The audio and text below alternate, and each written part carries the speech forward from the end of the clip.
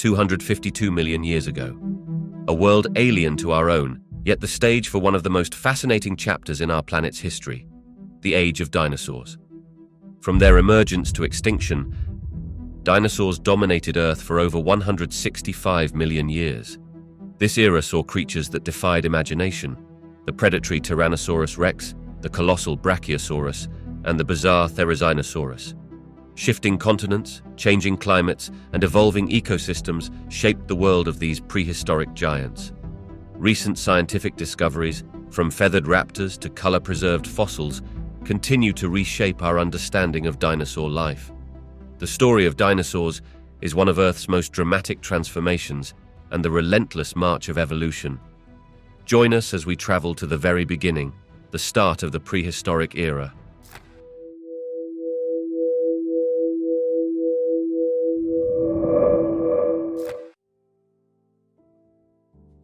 The Earth is approximately 4.5 billion years old, a figure determined through techniques like radiometric dating of the oldest rocks and meteorites. This immense age places our planet within the early stages of the solar system, which was formed around the same time. The formation of the Earth began with a swirling cloud of gas and dust in space known as the solar nebula.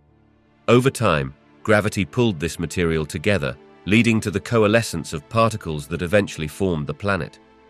Early on, the Earth experienced immense heat due to collisions with other celestial bodies, as well as the decay of radioactive elements.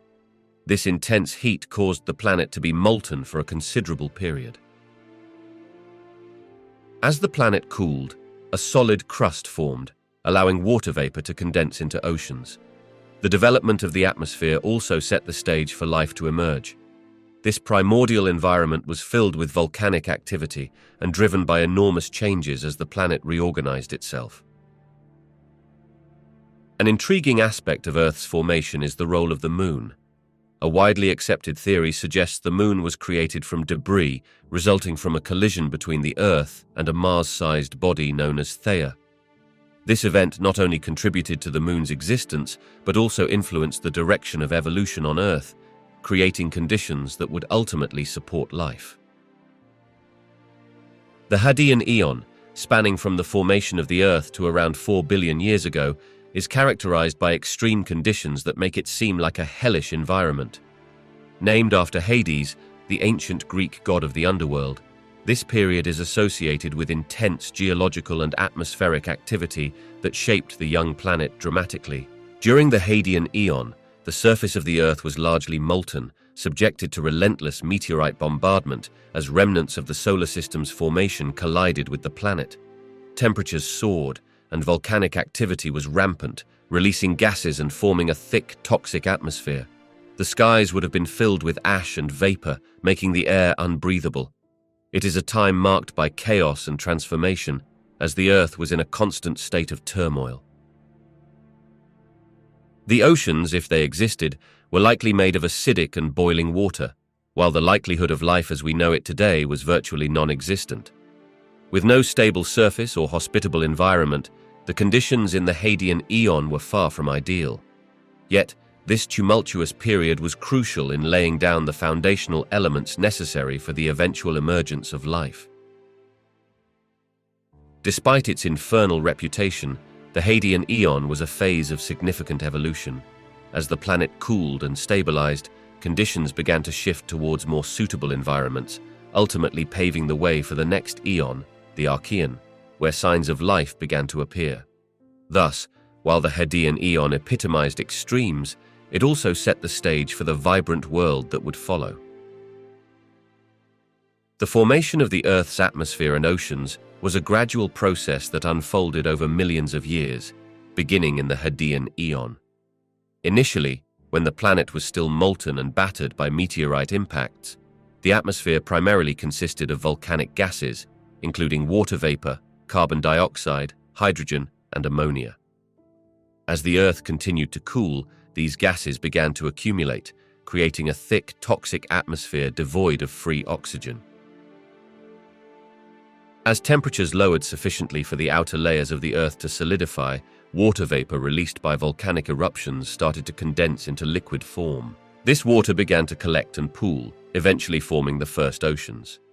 Research indicates that the majority of Earth's water may have originated from volcanic outgassing and possibly from icy comets or asteroids colliding with the planet, introducing additional water. The initial oceans were vastly different from what we encounter today. Filled with dissolved minerals and potentially acidic in nature, they developed in a world still experiencing significant geological activity. As the oceans formed, they began to play a crucial role in shaping the atmosphere over time. The interaction between water and the gases in the air facilitated the gradual formation of a more stable atmosphere. As photosynthetic organisms began to appear in the Archean eon, they released oxygen into the atmosphere through the process of photosynthesis. This introduction of oxygen dramatically changed the composition of the atmosphere, eventually leading to the development of conditions favorable for life as we understand it. Thus, the formation of the Earth's atmosphere and oceans marked the beginning of a critical evolution that would nurture diverse ecosystems throughout geological history. The Archean eon, which spanned from about 4 billion to 2.5 billion years ago, was a pivotal period in Earth's history, marked by significant geological and biological developments. One of the most remarkable events was the stabilization of the planet's crust. As temperatures dropped and geological activity began to moderate, the solid crust formed patches of land known as cratons, the ancient cores of modern continents. During the Archean, the climate was conducive to the formation of the first oceans. These bodies of water provided a unique environment where life could potentially emerge. The simplicity of life during this eon is perhaps one of its most defining features. The earliest known life forms were prokaryotic microorganisms, such as bacteria and archaea. Fossil evidence suggests that life was present as early as 3.5 billion years ago, with stromatolites, layered structures created by microbial communities, serving as some of the oldest known fossils. Another significant event of the Archean eon was the emergence of photosynthesis. Some of the simple microorganisms developed the ability to harness sunlight to produce energy, a process that gradually transformed the atmosphere. This method of energy production eventually led to the release of oxygen, although it occurred on a small scale during this eon. These early organisms created a foundational shift in the chemical composition of the atmosphere, setting the stage for future biological diversification. The Archean eon was also marked by geological activity that included the formation of greenstone belts, which are regions of metamorphic rock significant for understanding the early Earth's crust. These formations suggest that tectonic processes similar to those we observe today were occurring, hinting at the dynamic nature of the planet even in its formative years. Collectively, these events during the Archean eon laid the groundwork for more complex life forms and significant evolutionary advancements in the subsequent Proterozoic eon. The formation of the first continents, known as cratons during the Archean eon, was a gradual process influenced by numerous geological mechanisms. Initially, the Earth's crust was hot and unstable, predominantly composed of volcanic rock. Over time, as the planet cooled, tectonic processes led to the accumulation of continental crust through a combination of volcanic activity, sedimentation, and the tectonic recycling of materials. A crucial aspect of continental formation involved the emergence of island arcs and microcontinents through processes like volcanic activity and the collision of tectonic plates. These landforms gradually coalesced to create larger landmasses. The intense geological activity also contributed to the differentiation of the crust, resulting in the formation of lighter, less dense rocks, such as granite, which are primarily found in continental crust today. Evidence of these early continents comes from various geological formations and ancient rocks. One of the most significant pieces of evidence is the existence of ancient crustal remnants, often referred to as cratonic rocks, which can be found in areas known as cratons. For instance, rocks from the Acasta gneiss in Canada and the Nuvvuagittuq greenstone belt, also in Canada, date back around 4 billion years and are considered some of the oldest known continental crust. Additionally, geologists utilize isotopic analysis to study ancient rocks, examining their compositions to understand their age and the processes by which they formed. The presence of banded iron formations, sedimentary deposits indicating ancient oceans, also supports a timeline for continental development and provides insights into early oceanic conditions. These geological indicators collectively paint a picture of a dynamic Earth, showing how continents gradually emerged and evolved over billions of years, setting the stage for the diverse terrestrial environments we observe today.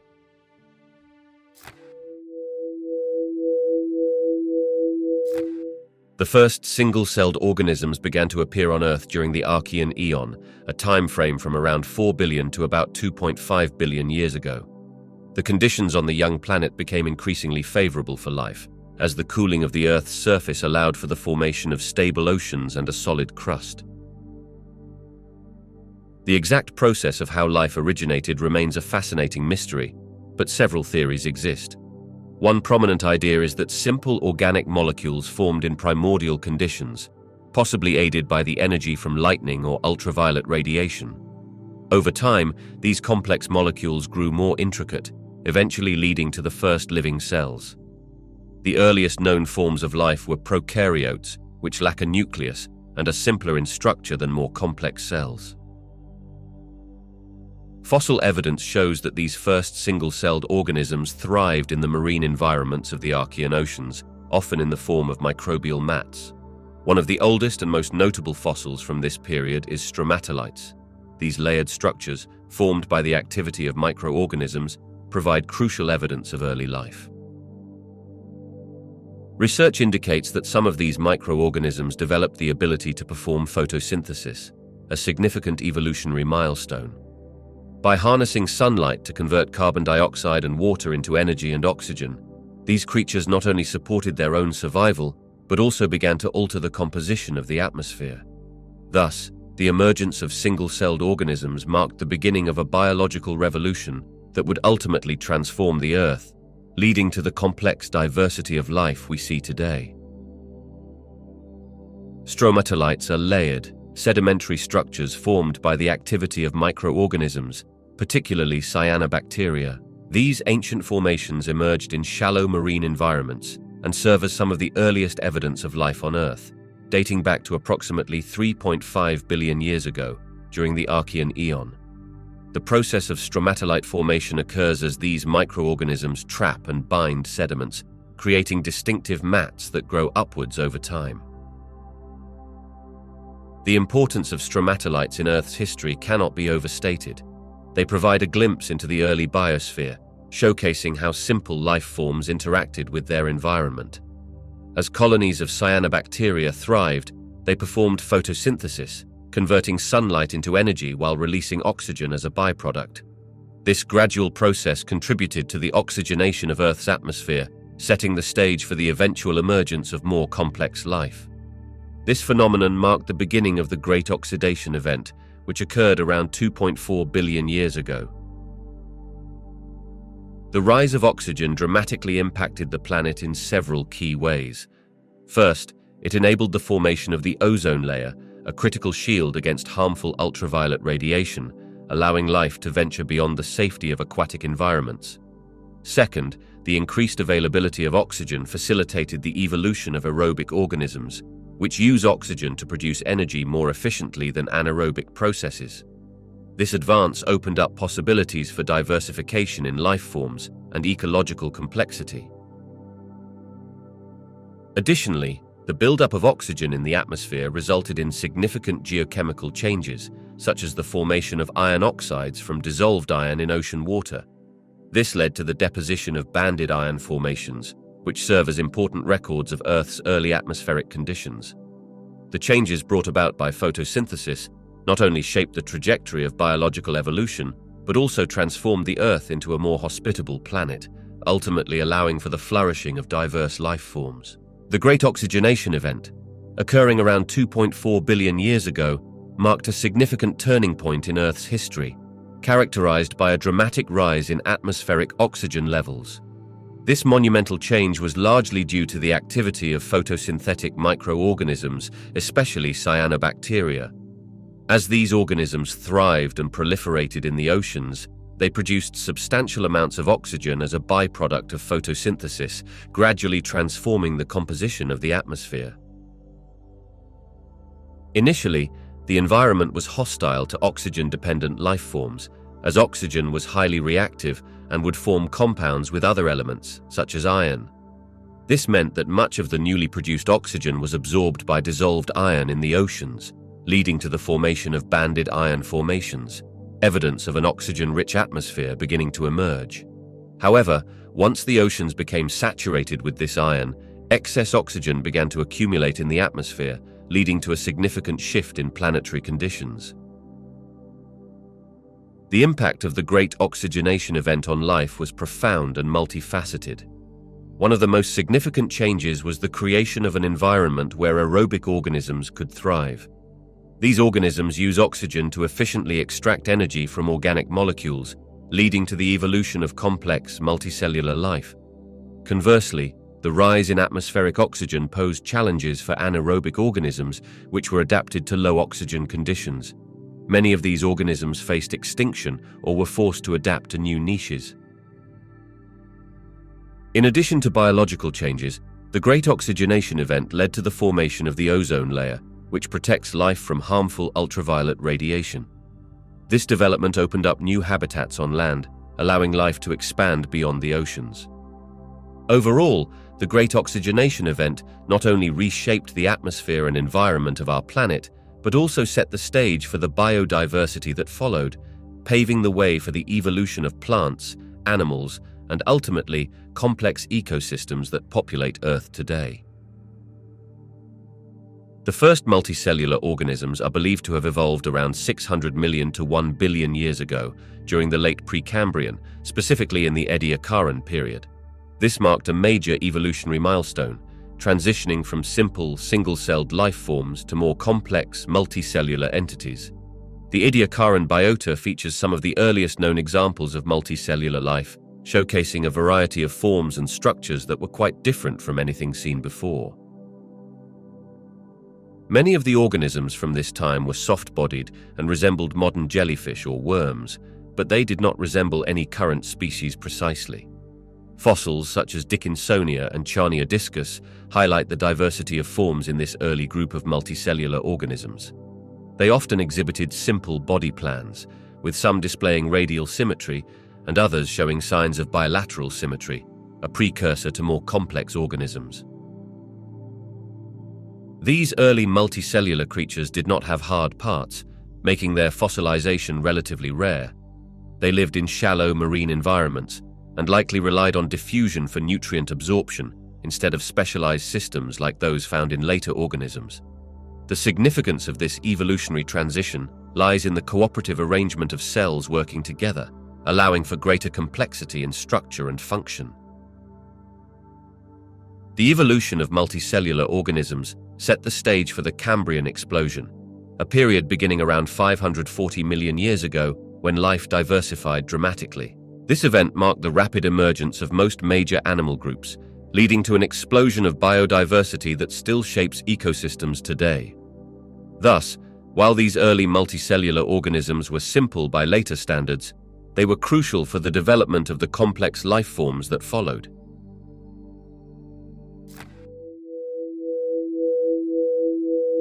The Cambrian explosion, which began around 540 million years ago and lasted for approximately 20 million years, was a pivotal period in the history of life on Earth. It witnessed an unprecedented diversification of life forms, resulting in the rapid emergence of most major groups of animals we recognize today, an event often regarded as one of the most significant moments in biological evolution. One of the key events during this time was the appearance of many phyla, a term used to classify groups of related organisms.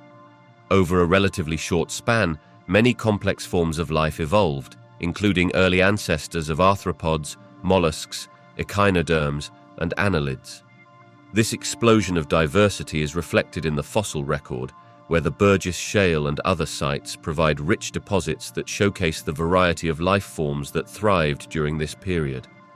Some of these organisms had hard shells, exoskeletons, or other protective structures that facilitated their fossilization. providing valuable insights into their anatomy and biology. The Cambrian explosion was also characterized by the development of complex body plans and the establishment of ecological interactions. Many organisms began to exhibit advanced features such as eyes, specialized appendages, and more sophisticated nervous systems. This diversification led to new ecological niches where predation and competition shaped the evolution of species. The advent of predators likely drove evolutionary adaptations in prey, resulting in an arms race that sparked further evolutionary developments. Another significant aspect of the Cambrian period was the introduction of advanced forms of mobility and habitation. Organisms such as trilobites became prominent, showcasing complex behavior and ecology.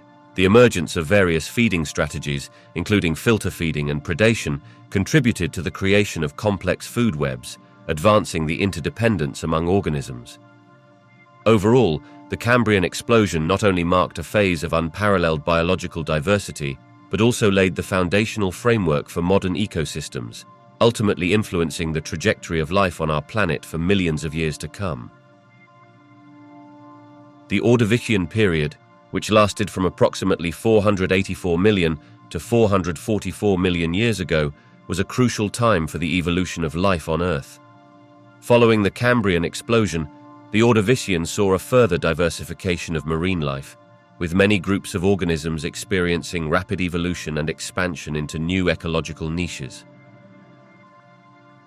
One of the most significant developments during the Ordovician was the evolution of a wide variety of marine invertebrates. Brachiopods continued to flourish, while the first true corals appeared, leading to the establishment of extensive coral reefs. These reefs became essential ecosystems, providing habitat for numerous organisms and significantly influencing marine biodiversity.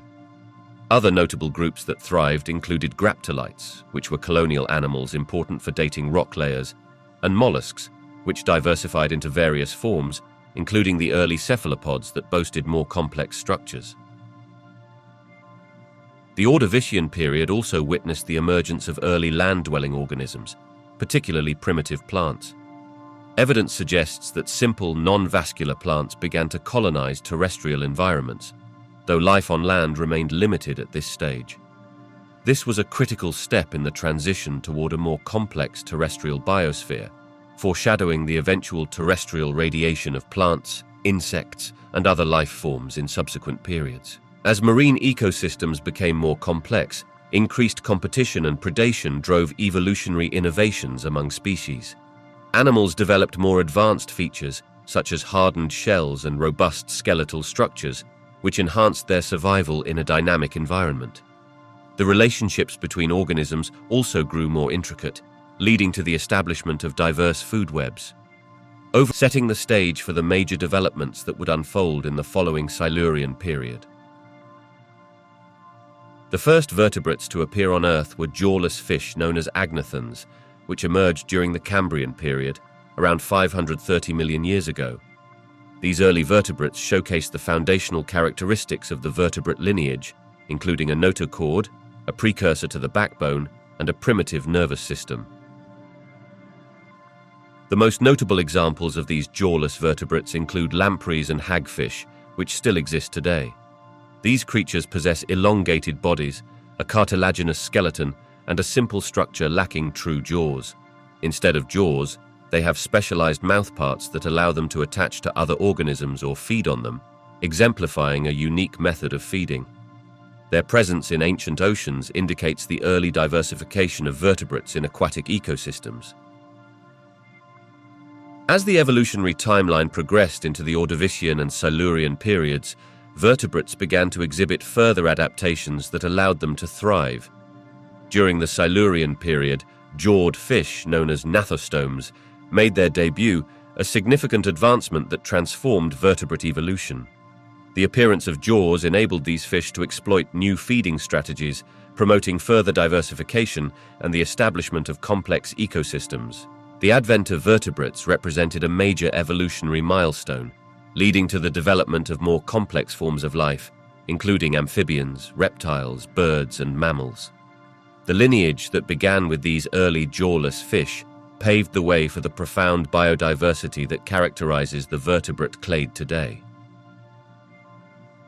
The Silurian period, spanning from approximately 444 million to 417 million years ago, marked a significant chapter in the history of life, particularly for the colonization of land by plants. During this time, the Earth experienced favorable conditions that allowed for the expansion of life from aquatic environments onto terrestrial landscapes. The earliest land plants were likely simple, non-vascular organisms closely related to modern mosses and liverworts. These pioneer plants had adapted to survive in moist environments, taking advantage of the availability of water and nutrients in the soil. One of the key adaptations that facilitated their establishment on land was the development of structures to anchor themselves in the soil, albeit rudimentary compared to the extensive root systems seen in later plants. They also evolved cuticles, which are protective layers that reduce water loss, helping them thrive in exposed terrestrial settings. The colonization of land by plants had profound ecological implications.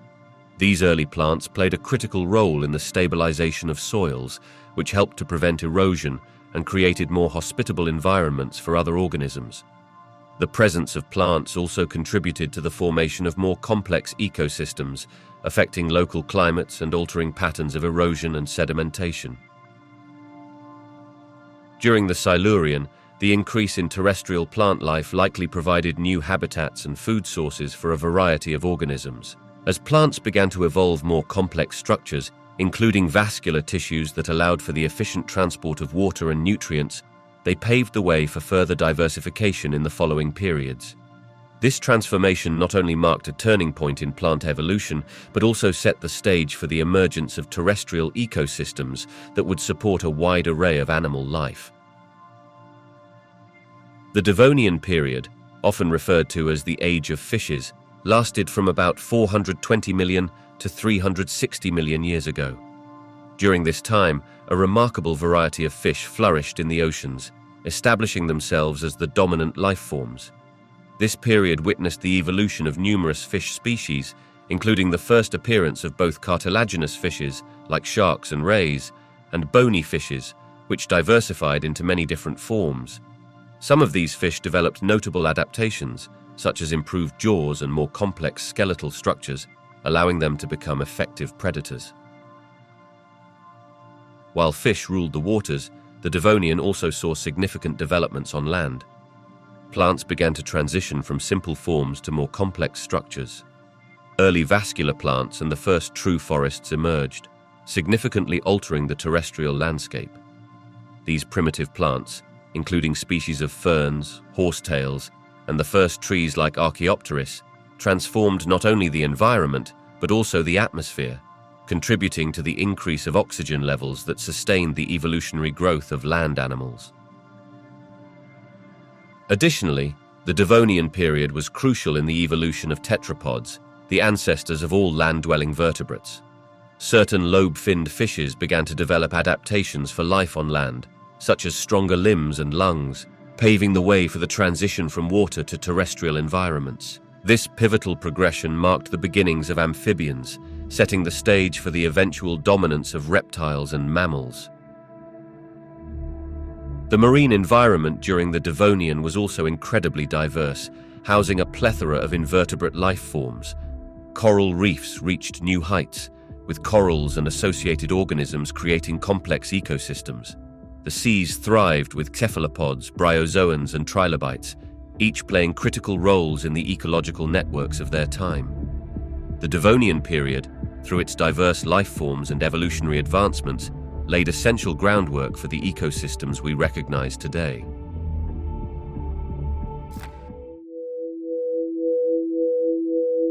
The Permian-Triassic extinction event, occurring approximately 250 million years ago, stands as the most catastrophic extinction event in Earth's history.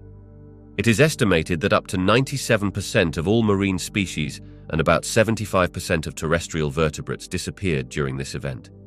This immense loss of biodiversity was likely triggered by a combination of factors, including intense volcanic activity, climate change, and possibly asteroid impacts. The volcanic activity in what is now Siberia released massive amounts of greenhouse gases, leading to significant temperature increases and ocean acidification. In the wake of this massive extinction, the ecological landscape underwent a remarkable transformation. With so many species gone, ecological niches were left unoccupied, creating opportunities for those organisms that survived. Among the survivors were early archosaurs and other reptiles, which were well positioned to adapt and thrive in the drastically altered environments. The extinction marked a significant turning point that allowed these early ancestors of dinosaurs to diversify and evolve over the subsequent millions of years. The Triassic period, following the extinction event, was characterized by an expanding array of ecosystems. Forests were repopulated with new types of plants, and importantly, reptiles started to dominate these environments.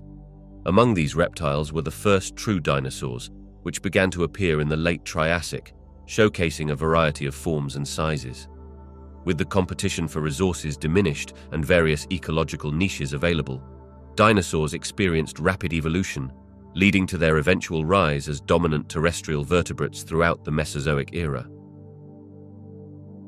This transition illustrates how extinction events, while catastrophic, play crucial roles in shaping the course of evolution. The Permian-Triassic extinction, despite the devastating loss of life, cleared the way for new life forms to emerge, setting the stage for the Age of Dinosaurs, which would rule for over 160 million years. The history of life on Earth is profoundly influenced by such events, showing the intricate balance of ecosystems, resilience of life, and ongoing evolution in response to change. The first dinosaurs emerged during the late Triassic period, approximately 230 million years ago. These early dinosaurs were generally small and bipedal, with many resembling modern-day birds in certain ways. They had slender bodies and long tails, which helped with balance and agility. Among the earliest known dinosaurs are species like Eoraptor and Herrerasaurus, both of which were relatively lightweight and nimble, roughly the size of a dog. In terms of appearance, the first dinosaurs had features that reflect their evolutionary adaptations. They possessed sharp teeth that would have been effective for a diet of meat for the carnivorous species, whereas herbivorous dinosaurs developed flat, grinding teeth suited for eating plants. Their limbs were positioned directly beneath their bodies, a key trait that distinguished them from many of their contemporary reptilian relatives, allowing for more efficient movement and supporting larger body sizes in their descendants. Despite their relatively modest stature compared to later giants, these early dinosaurs exhibited a variety of forms and adaptations. Some were agile hunters, while others grazed on the lush vegetation that was proliferating after the Permian-Triassic extinction.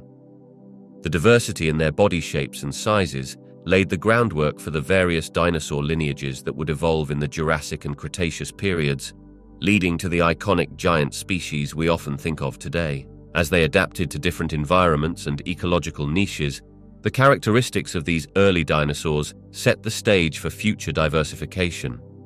This early phase of dinosaur evolution was crucial, signaling the beginning of a lineage that would dominate the terrestrial ecosystems for millions of years to come, evolving into enormous creatures and complex species that would capture the imagination of generations. Dinosaurs evolved from a group of reptiles known as archosaurs, which also includes crocodiles and birds. This evolutionary journey began during the late Triassic period, when significant environmental and ecological changes presented new opportunities for survival and adaptation. The early archosaurs were characterized by their distinct skull structure and limb posture, traits that would ultimately influence the development of dinosaurs. Initially, the early archosaurs diversified into two main lineages, the Pseudosuchia, which led to modern crocodiles, and the Avometatarsalia, which paved the way for dinosaurs and their close relatives. One of the critical adaptations that distinguished the ancestors of dinosaurs was the arrangement of their limbs. These ancestors developed an upright posture, with legs positioned directly beneath their bodies, allowing for more efficient locomotion and greater speed. This adaptation was crucial for their survival in changing environments. As archosaurs continued to evolve, various traits began to emerge that would define the future dinosaurs. For instance, changes in skull shape and the development of diagnostic features, such as new types of teeth and more sophisticated respiratory systems, provided advantages in feeding and metabolism. Some small, agile archosaurs began to exhibit characteristics associated with bipedal locomotion, enabling them to run faster and escape predators or hunt for food. Throughout the Triassic period, a gradual process of natural selection favored certain traits in these early archosaurs. Larger body sizes, increased agility, and adaptations for a variety of diets allowed various groups to thrive. By the late Triassic, these developments culminated in the first true dinosaurs, who gradually filled the ecological niches left vacant after previous extinction events. This evolution exemplifies how small adaptations over time can lead to significant changes, shaping the trajectory of life on Earth and leading to one of the most successful and diverse groups of animals in history. Dinosaurs, a diverse and remarkable group of reptiles, are defined by several key characteristics that set them apart from other reptiles. One of the most significant traits is their distinctive hip structure. Dinosaurs possess an upright posture, with their legs positioned directly beneath their bodies rather than splayed out to the sides, as seen in most other reptiles. This anatomy allowed for more efficient locomotion and greater stamina, enabling them to thrive in various environments. Another defining feature of dinosaurs lies in their unique teeth and jaw structures. Different groups of dinosaurs adapted their teeth to suit their diets, whether they were herbivorous, carnivorous, or omnivorous. Herbivorous dinosaurs often exhibited flat, grinding teeth suited for processing plant material, while carnivorous species had sharper, serrated teeth designed for slicing through flesh. This diversity in dentition reflects the varied ecological niches dinosaurs occupied. Dinosaurs also exhibited variations in their skeletal structures, particularly in their limbs and tails. Many had long, flexible tails, which not only provided balance but also served various functions, such as communication or defense against predators. The forelimbs of some dinosaur species evolved into specialized forms, adapting for flight, grasping, or other functional roles within their respective environments. Lastly, dinosaurs possessed distinct reproductive traits. They laid eggs and exhibited nesting behaviors that allowed for the protection and care of their young. The combination of these characteristics, upright posture, specialized teeth, varied skeletal structures, and reproductive strategies, established dinosaurs as a unique and successful group of animals.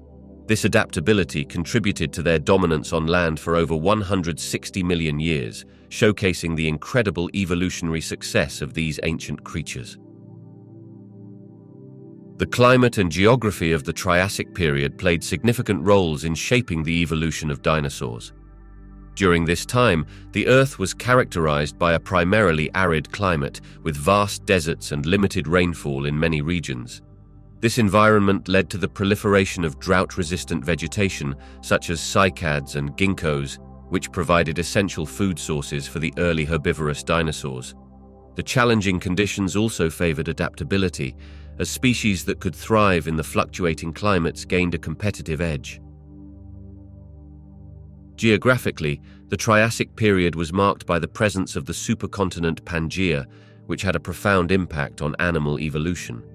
The unification of land masses allowed for the dispersal of species across vast distances, promoting genetic exchange and diversity.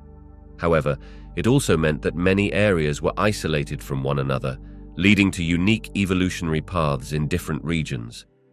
This vast expanse of land provided numerous ecological niches, allowing early dinosaur ancestors to adapt to varying climates and environments, from hot deserts to more temperate areas. As Pangaea began to break apart toward the end of the Triassic, it created new coastlines and inland seas, further diversifying habitats.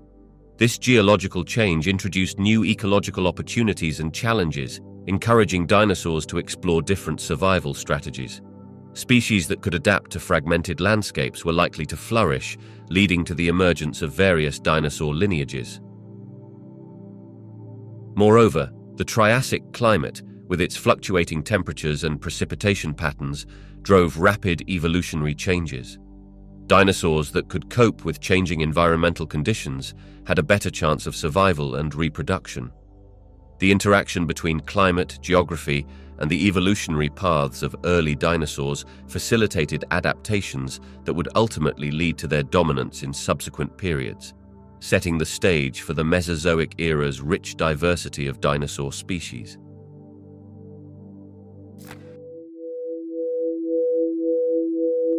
Dinosaurs are primarily classified into two main groups, the Saurischia and the Ornithischia. This classification is based on their hip structures and other anatomical features, relationships, often utilizing phylogenetic analysis to understand these connections.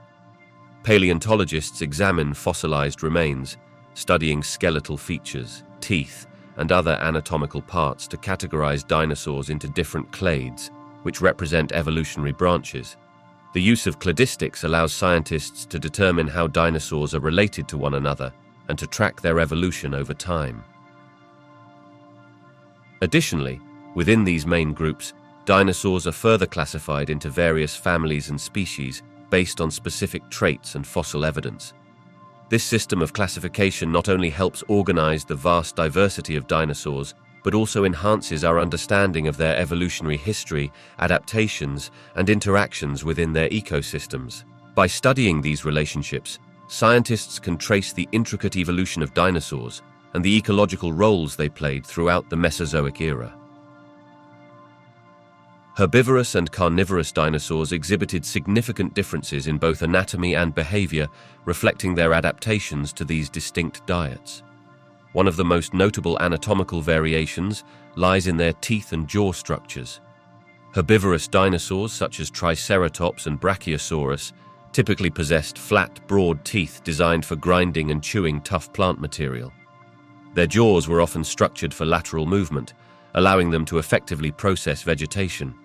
In contrast, carnivorous dinosaurs like Tyrannosaurus rex and Velociraptor had sharp, serrated teeth suitable for slicing through flesh, and their jaws often featured a more forward motion conducive to capturing and holding on to prey.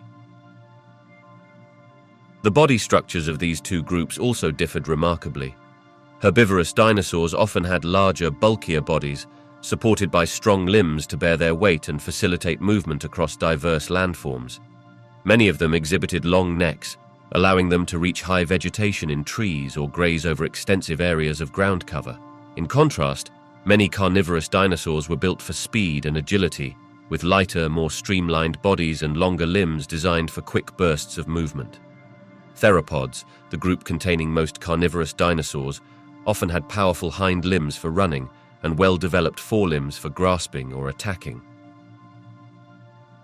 Behaviorally, these anatomical adaptations influenced feeding strategies and social interactions.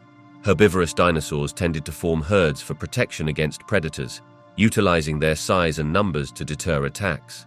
Their grazing habits often led them to migrate seasonally, seeking out abundant food sources. In some species, especially in later periods, elaborate nesting behaviors were observed, indicating parental care for their young. Carnivorous dinosaurs, on the other hand, developed various hunting strategies.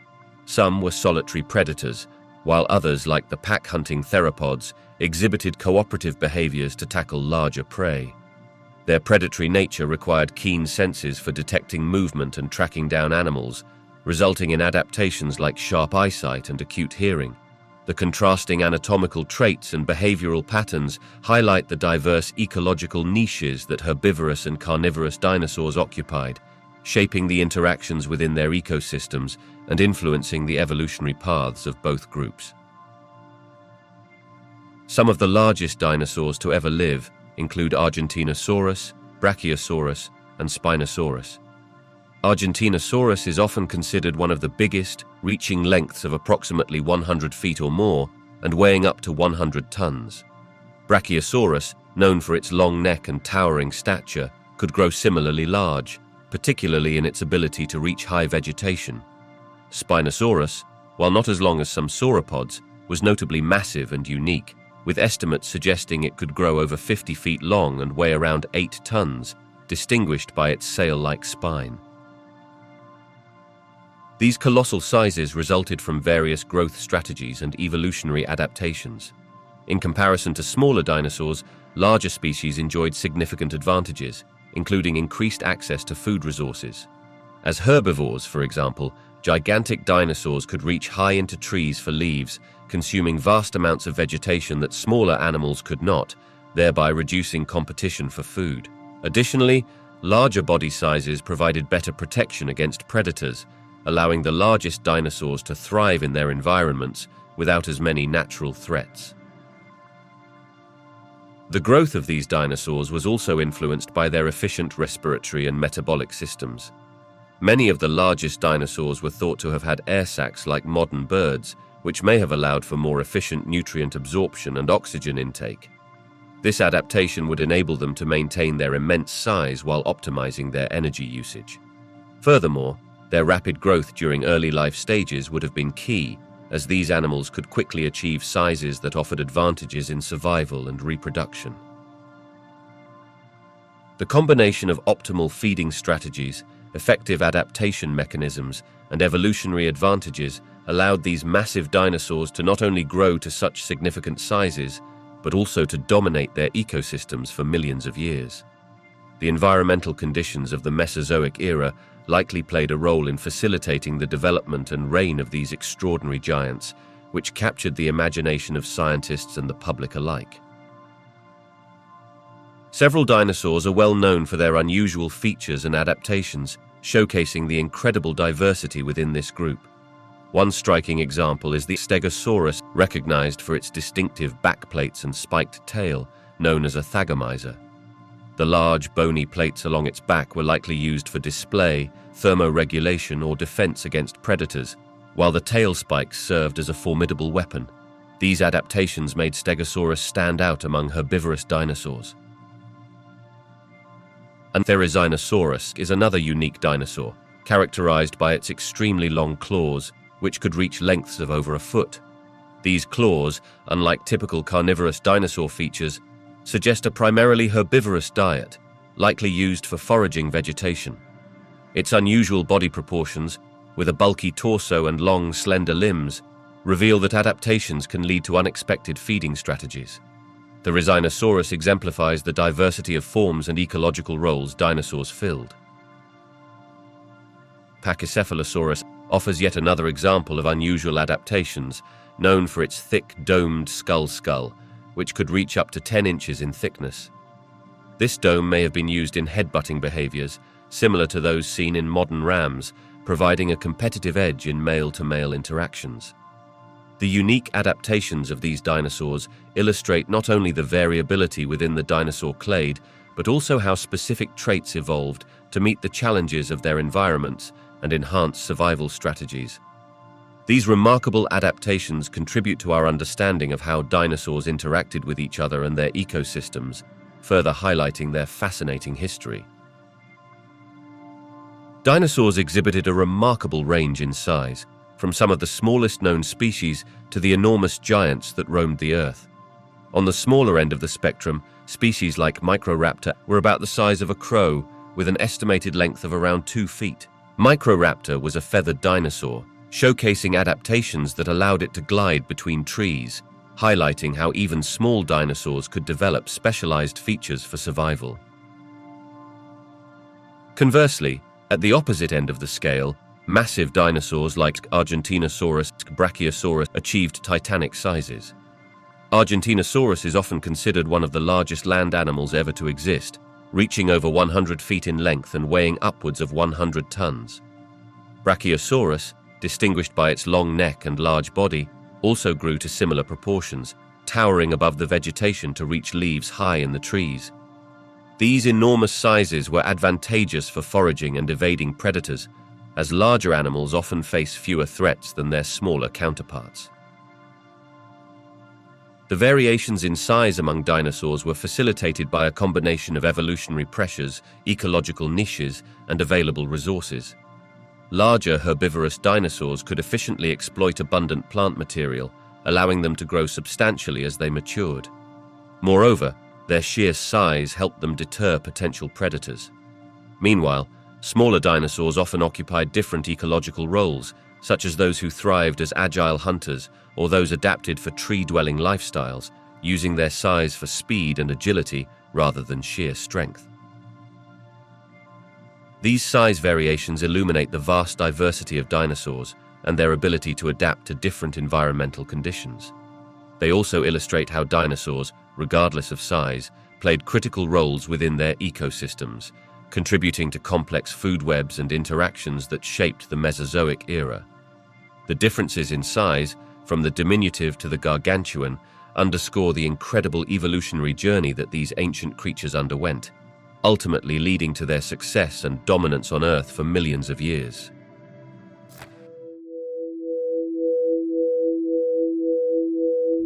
Tyrannosaurus rex is often regarded as one of the most formidable predators in the history of dinosaurs, and several key features contributed to its reputation. One of the most striking characteristics of T. rex was its size. Standing up to 40 feet long and weighing around 9 tons, its sheer mass alone made it an imposing figure in its ecosystem. Its powerful legs allowed for quick bursts of speed, enabling it to chase down or ambush prey effectively despite its large size. The anatomy of Tyrannosaurus rex also played a crucial role in its predatory success. Its skull was massive, housing a set of sharp, serrated teeth that could exceed 12 inches in length. These teeth were specifically adapted for biting through the flesh and bone of its prey, delivering immense crushing power. Additionally, T. rex had formidable jaw muscles that provided a powerful bite force, estimated to be one of the strongest among terrestrial animals. This strength allowed it to take down large herbivorous dinosaurs, such as Triceratops and Hadrosaurs. Tyrannosaurus rex also possessed keen sensory capabilities, particularly excellent vision and a strong sense of smell. Research suggests that its eyesight was binocular, providing depth perception essential for hunting. Its olfactory bulbs were large, indicating a well-developed sense of smell that would have allowed it to track down prey from significant distances. These sensory adaptations made T. rex a highly effective predator, capable of identifying targets even in dense vegetation or over considerable ranges. Social behavior may have also contributed to its efficiency as a predator. While T. rex is often depicted as a solitary hunter, some evidence suggests it could have engaged in pack behaviors, particularly among younger individuals, to tackle larger prey or defend against competitors. The combination of its size, strength, sensory adaptations, and possible social strategies cemented Tyrannosaurus rex's status as a dominant predator of its time, allowing it to thrive in the ecosystems of the late Cretaceous period. Stegosaurus, one of the most recognizable dinosaurs, is distinguished by its large bony plates and the distinctive spikes on its tail, known as the thagomizer.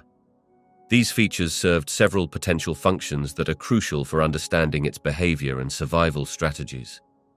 The most prominent theory regarding the plates is that they were used for display purposes. Standing upright along the spine, they would have been visible to other dinosaurs, making them effective for communication, potentially signaling health, fitness, and readiness to mate. The plates of Stegosaurus may have also played a role in thermoregulation. Recent research suggests that blood vessels within the plates could help regulate body temperature by dissipating heat. This adaptation would be particularly important for a large animal in the varying climates of the late Jurassic, as maintaining an optimal body temperature is critical for metabolic functions. Thus, the plates might have served a dual purpose of communication and temperature management. The thagomizer, composed of 4 to 10 spikes at the end of the tail, served as a powerful weapon against predators. When threatened, Stegosaurus could wield its tail in defense, delivering potentially lethal blows to attackers. This adaptation was vital for survival, as larger predators in its environment would have posed significant threats. The thagomizer provided Stegosaurus with a means to protect itself while foraging for food. Overall, the adaptations of Stegosaurus, including its plates for display and thermoregulation and the thagomizer for defense, highlight the complexity of its ecology and interactions within its environment.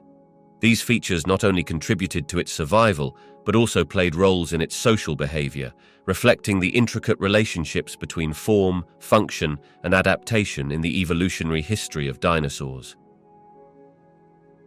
Velociraptor has often been portrayed in popular culture, most notably in movies like Jurassic Park, as a large, feathered predator that is highly intelligent and capable of coordinated hunting.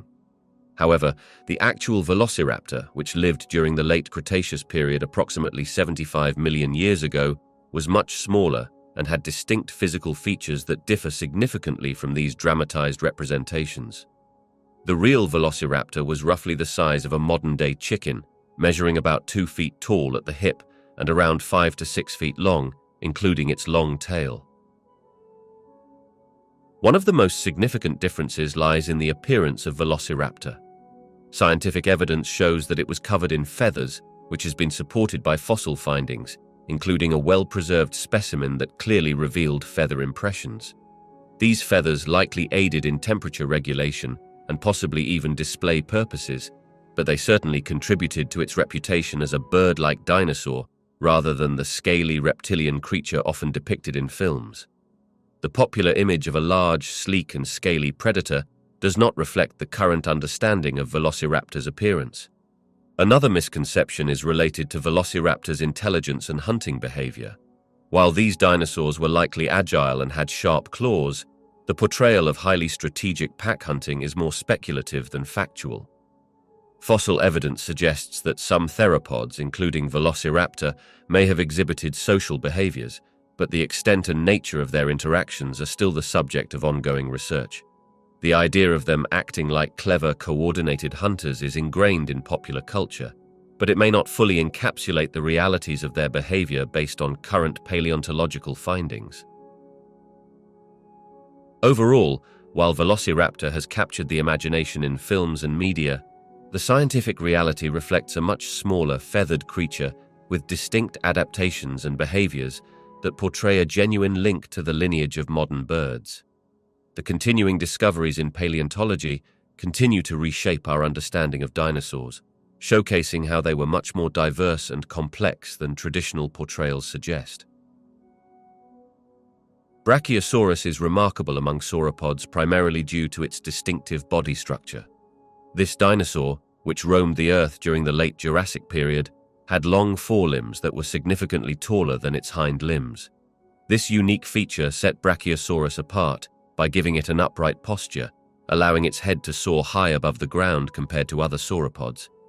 It could reach foliage in the treetops, making it a specialized herbivore that thrived on a varied diet. Unlike many of its contemporaries that typically grazed on low-lying vegetation, Brachiosaurus could access higher plant material. This adaptation was crucial in a competitive environment.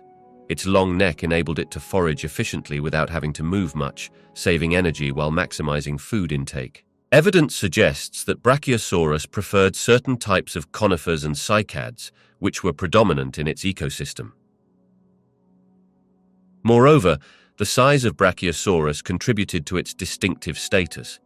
Estimates suggest that this magnificent creature could reach heights of up to 80 feet and weigh as much as 50 tons. Its massive size not only intimidated potential predators, but also positioned it at the top of the food chain in its habitat. This combination of unique anatomical features and sheer size highlights how Brachiosaurus carved its own niche among the enormous sauropods that shared its era. Finally, unlike many other dinosaurs that relied heavily on speed or agility for survival, Brachiosaurus embodied a different survival strategy. Its colossal stature and grazing habits taught scientists about the evolutionary paths taken by large herbivores and how they adapted to their environments. This dinosaur remains an iconic symbol of the prehistoric world, captivating the imagination with its impressive form and ecological significance.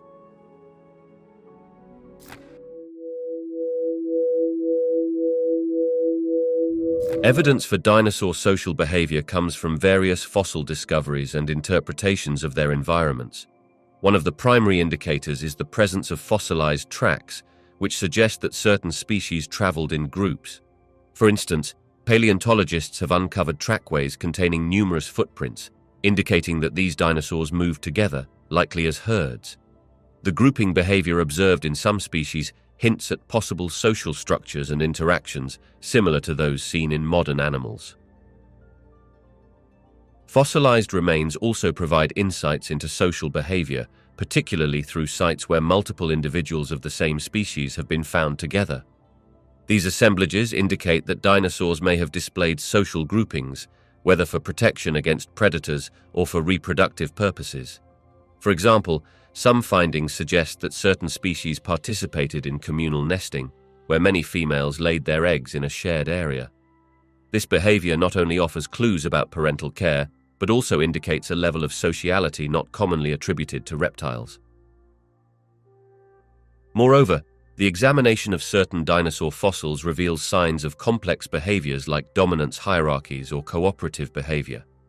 Tooth marks on bones can suggest interactions among individuals, possibly linked to competition for resources or social hierarchies within groups.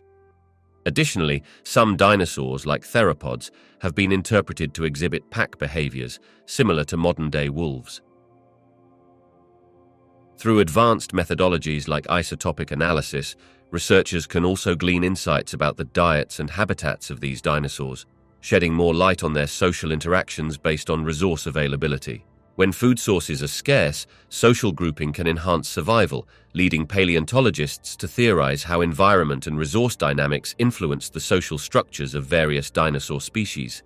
Together, these pieces of evidence paint a picture of complex social behaviors in the lives of these fascinating creatures. Dinosaurs likely communicated through a combination of vocalizations, body language, and possibly visual displays.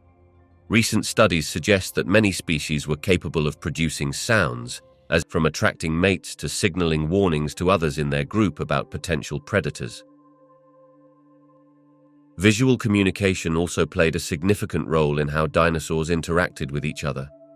Many dinosaurs exhibited physical features that could enhance visual displays, such as crests, frills, and coloring. For example, some species might have used striking colors or elaborate physical traits to attract mates or assert dominance within a social group. Such features can help convey important information during displays or confrontations, indicating health, strength, or social status. Fossilized impressions and depictions in rock formations give insights into the potential for visual signaling in these animals. In addition, social behaviors like herding or nesting likely required forms of communication to coordinate movements and ensure group cohesion.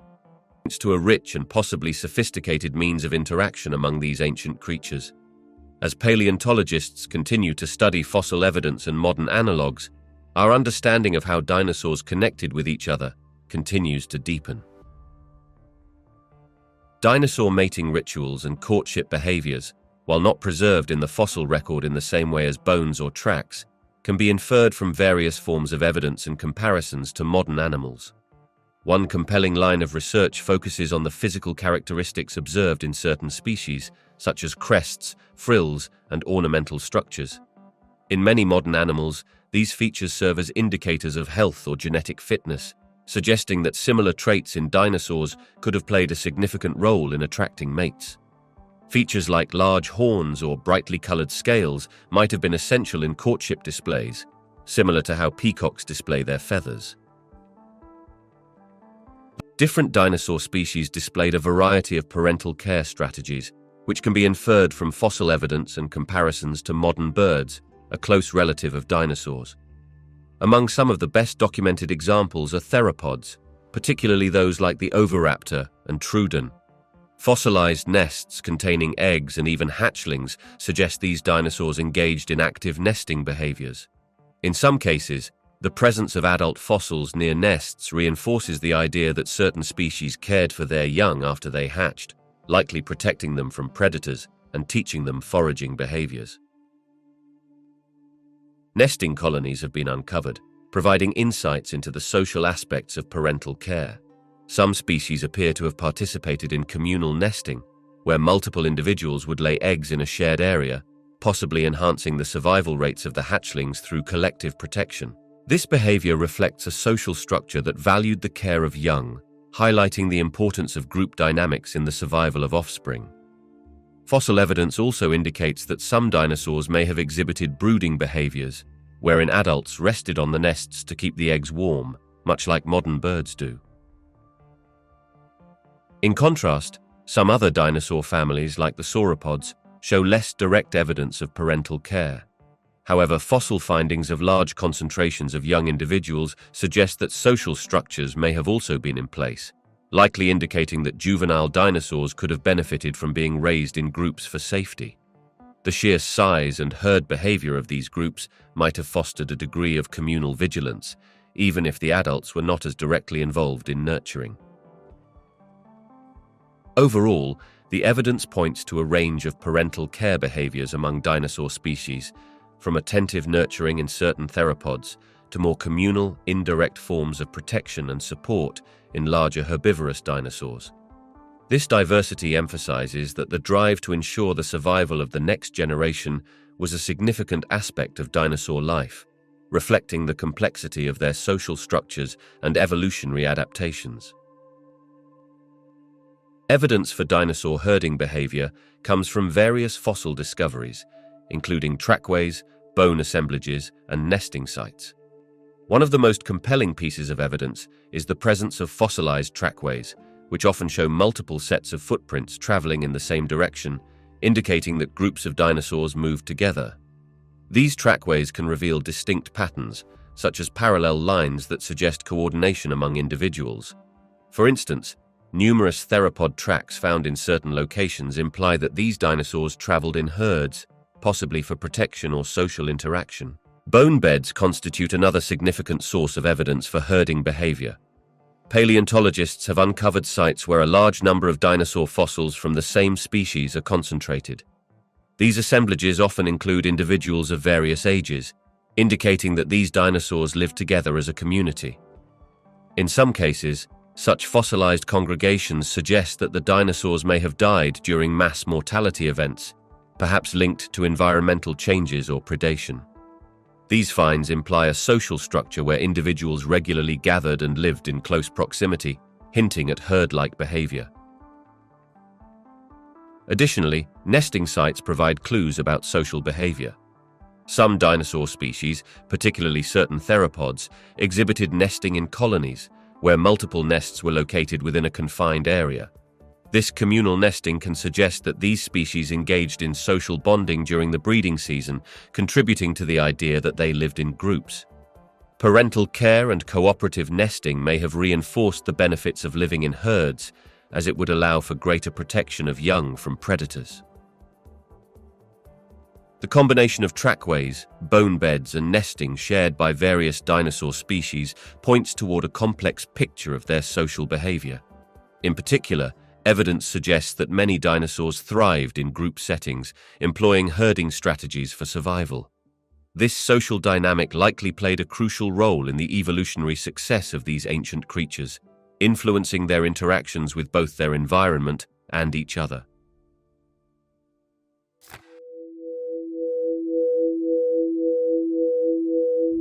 Bipedal dinosaurs, like theropods, had evolved unique adaptations that allowed them to maintain balance and move effectively on two legs. One of the primary features supporting their bipedalism was an elongated and strong hind limb structure. The femur, or thigh bone, was robust and connected to a pelvic structure that provided stability. These adaptations allowed for an upright posture, which was crucial for efficient locomotion. The center of gravity in bipedal dinosaurs was typically situated above their hips, assisting in balance while standing and walking. Muscles and tendons played essential roles in maintaining posture and facilitating movement. In some smaller theropods, there were specific adaptations in the ankle joints that enabled them to pivot and make swift turns while running. Such adaptations would have been particularly important for evading predators or pursuing prey. Finally, sauropods had a highly efficient circulatory system designed to pump blood throughout their enormous bodies. Evidence suggests that they had large hearts with strong muscular walls to maintain blood pressure and facilitate circulation, even to their elevated heads. This evolution of multiple adaptations allowed sauropods to thrive as the largest land animals in history, bringing a unique set of biological functions that managed their massive weight while promoting mobility. Estimating the running speeds of different dinosaur species involves a combination of fossil evidence, trackway analysis, and comparisons with modern animals. Its lightweight frame, powerful hind limbs, and agile build allowed it to sprint effectively. which would have been herbivorous dinosaurs also displayed a range of running capabilities. Smaller species like the heavily built Hypsilophodon could run at speeds of approximately 20 to 30 miles per hour. Their lighter weight and strong hind limbs made them swift and agile, enabling them to escape from predators. Certain dinosaur species showed evidence of swimming capabilities, and paleontologists have inferred this through fossil evidence and anatomical features. One notable group includes some theropods, such as Spinosaurus. Fossils of Spinosaurus reveal adaptations like a crocodile-like snout and elongated limbs that suggest it was well suited for an aquatic or semi-aquatic lifestyle. Its body structure indicates that it could efficiently paddle through the water, much like modern aquatic predators. Other evidence comes from trackways and fossilized footprints found near bodies of water. Some species, such as the large sauropods, left behind tracks that indicate they waded through shallow water, suggesting they were capable swimmers, at least to some extent. The presence of large claws also points to the potential for movement in soft, muddy environments, typical of coastal or riverine habitats. While these dinosaurs may not have been exclusively aquatic, they likely utilized water sources for feeding or protection. Additionally, some fossil finds show remains of dinosaurs in marine sediments, hinting at these creatures being near or interacting with water. Fossils that have been discovered in regions that were once underwater suggest that certain dinosaur species traveled through or lived in these aquatic environments, further supporting the idea of partial swimming abilities. Furthermore, comparisons to modern reptiles can provide insights into swimming behaviors. Many contemporary birds and reptiles have retained adaptations for aquatic environments. This suggests that similar adaptations could have evolved in some dinosaur lineages, indicating that while not all dinosaurs were swimmers, certain species certainly showcased the ability to navigate through water efficiently as part of their ecological niche. Moreover, the geographical distribution of fossils can lend insight into migration patterns over long distances. Fossil finds indicate that fossilized remains of certain species appear in multiple regions, suggesting these dinosaurs may have traveled considerable distances between different habitats. Researchers have identified specific patterns associated with climatic changes, where shifts in vegetation and climate could have influenced the movement of these large animals in search of resources. Comparing the migratory behaviors of contemporary animals can also inform our understanding of dinosaur migration. Many modern animals migrate in response to food availability, temperature changes, or breeding needs. These parallels lead scientists to theorize that dinosaurs might have engaged in similar adaptive behaviors, driven by the ecological demands of their environments. One of the most frequently cited examples is Troodon, which has been estimated to have one of the highest encephalization quotients among dinosaurs. Troodon's brain, although small compared to its body, was relatively large for its size, suggesting enhanced cognitive abilities and potential for complex behavior. Troodon also exhibited physical features like forward-facing eyes that could have provided better depth perception. Some researchers propose that these adaptations allowed it to engage in sophisticated hunting techniques, as its keen senses would have enabled effective foraging and social interactions. The structure of its teeth and claws indicates that it was a versatile predator, likely using its intelligence to navigate its environment and hunt different prey. Another group of theropods that may have displayed higher intelligence includes the larger and more social dromaeosaurids, like Velociraptor.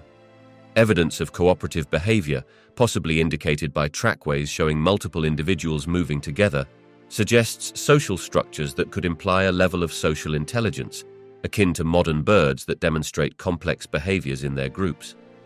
With strong, agile bodies and potential pack hunting strategies, these dinosaurs likely relied on communication and planning. Paleontologists also consider the evolutionary connection between birds and theropods when assessing intelligence. Since modern birds exhibit impressive problem-solving skills, social bonding, and even tool use, it is plausible that some of their dinosaur ancestors shared similar cognitive traits. Consequently, with characteristics suggesting both advanced sensory adaptations and complex social behaviors, dinosaurs like Troodon and certain dromaeosaurids are often regarded as the most intelligent members of the dinosaur clade. Dinosaurs likely had a varied sense of smell, which varied significantly among different species and their ecological niches. In many theropods, including some carnivorous species, the structure of the nasal passages and the size of the olfactory bulbs indicate a highly developed sense of smell. These adaptations suggest that they could detect scents over considerable distances, which would have been crucial for hunting and locating prey. These communal behaviors suggest an understanding of their environment and a capacity to work together to navigate it, especially under predation pressure or in search of food. Included lush forests, arid deserts, vast plains, and even coastal regions. During the Mesozoic era, dinosaurs inhabited these diverse ecosystems, which significantly influenced their behaviors and evolution. Forests dominated by towering conifers and cycads provided ample food for herbivorous dinosaurs. These dense spaces often sheltered a range of species, allowing for complex interactions among different dinosaurs. The rich vegetation in these environments also supported the growth of large herbivores, such as the long-necked sauropods, which grazed on treetops. Some theropods and smaller dinosaurs adapted to forest environments for hunting, utilizing the cover to ambush prey. In contrast, deserts presented harsher conditions with extreme temperatures and limited water. Nonetheless, some dinosaurs adapted to these arid environments. Coastal regions and wetlands also played a significant role in the dinosaur ecosystems. Environments near bodies of water hosted diverse dinosaur species. By feeding on a variety of plant materials, including leaves, fruits, and roots, these dinosaurs helped regulate vegetation growth. Species like the massive sauropods not only consumed vast amounts of plant life, but also facilitated seed dispersal, promoting biodiversity. Their grazing habits could have also shaped the distribution and types of plant species that flourished, as they opened up areas of vegetation when they fed on certain plants. Predatory dinosaurs, such as the fierce theropods, served as apex predators within their ecosystems. Their presence helped maintain the balance of prey populations by keeping herbivore numbers in check. This predation was vital for preventing overgrazing, which could lead to ecosystem collapse. In turn, the dynamics between predators and prey fostered a diverse array of adaptations that influenced survival strategies in both groups. Dinosaurs also interacted with other organisms, including plants and other animals, in intricate ways. For instance, their nesting behaviors could influence local ecosystems by affecting soil quality and structure. Additionally, some dinosaur species may have formed symbiotic relationships with other animals or plants, further enhancing their ecological roles. Through these myriad interactions, dinosaurs contributed to the evolution of various species, underscoring their importance not only as individual organisms, but also as part of larger ecological networks.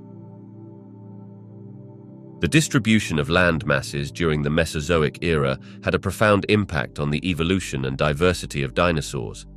Throughout this time, the Earth's continents were configured quite differently from their current arrangement, with significant geological processes shaping the connections and separations between them. As continents drifted apart and collided, they created varied environments that affected how dinosaurs adapted and diversified. During the Triassic period, the supercontinent Pangaea existed, bringing together nearly all the land masses. This provided a vast and relatively uniform habitat that allowed for the initial diversification of early dinosaur ancestors. However, as Pangaea began to break apart during the Jurassic period, it led to the isolation of certain populations of dinosaurs. Such geographical separation resulted in divergent evolutionary paths, allowing distinct groups to adapt to specific local environments and ecological niches, which greatly increased overall diversity. With the separation of continents, varying climates and ecosystems emerged across different regions.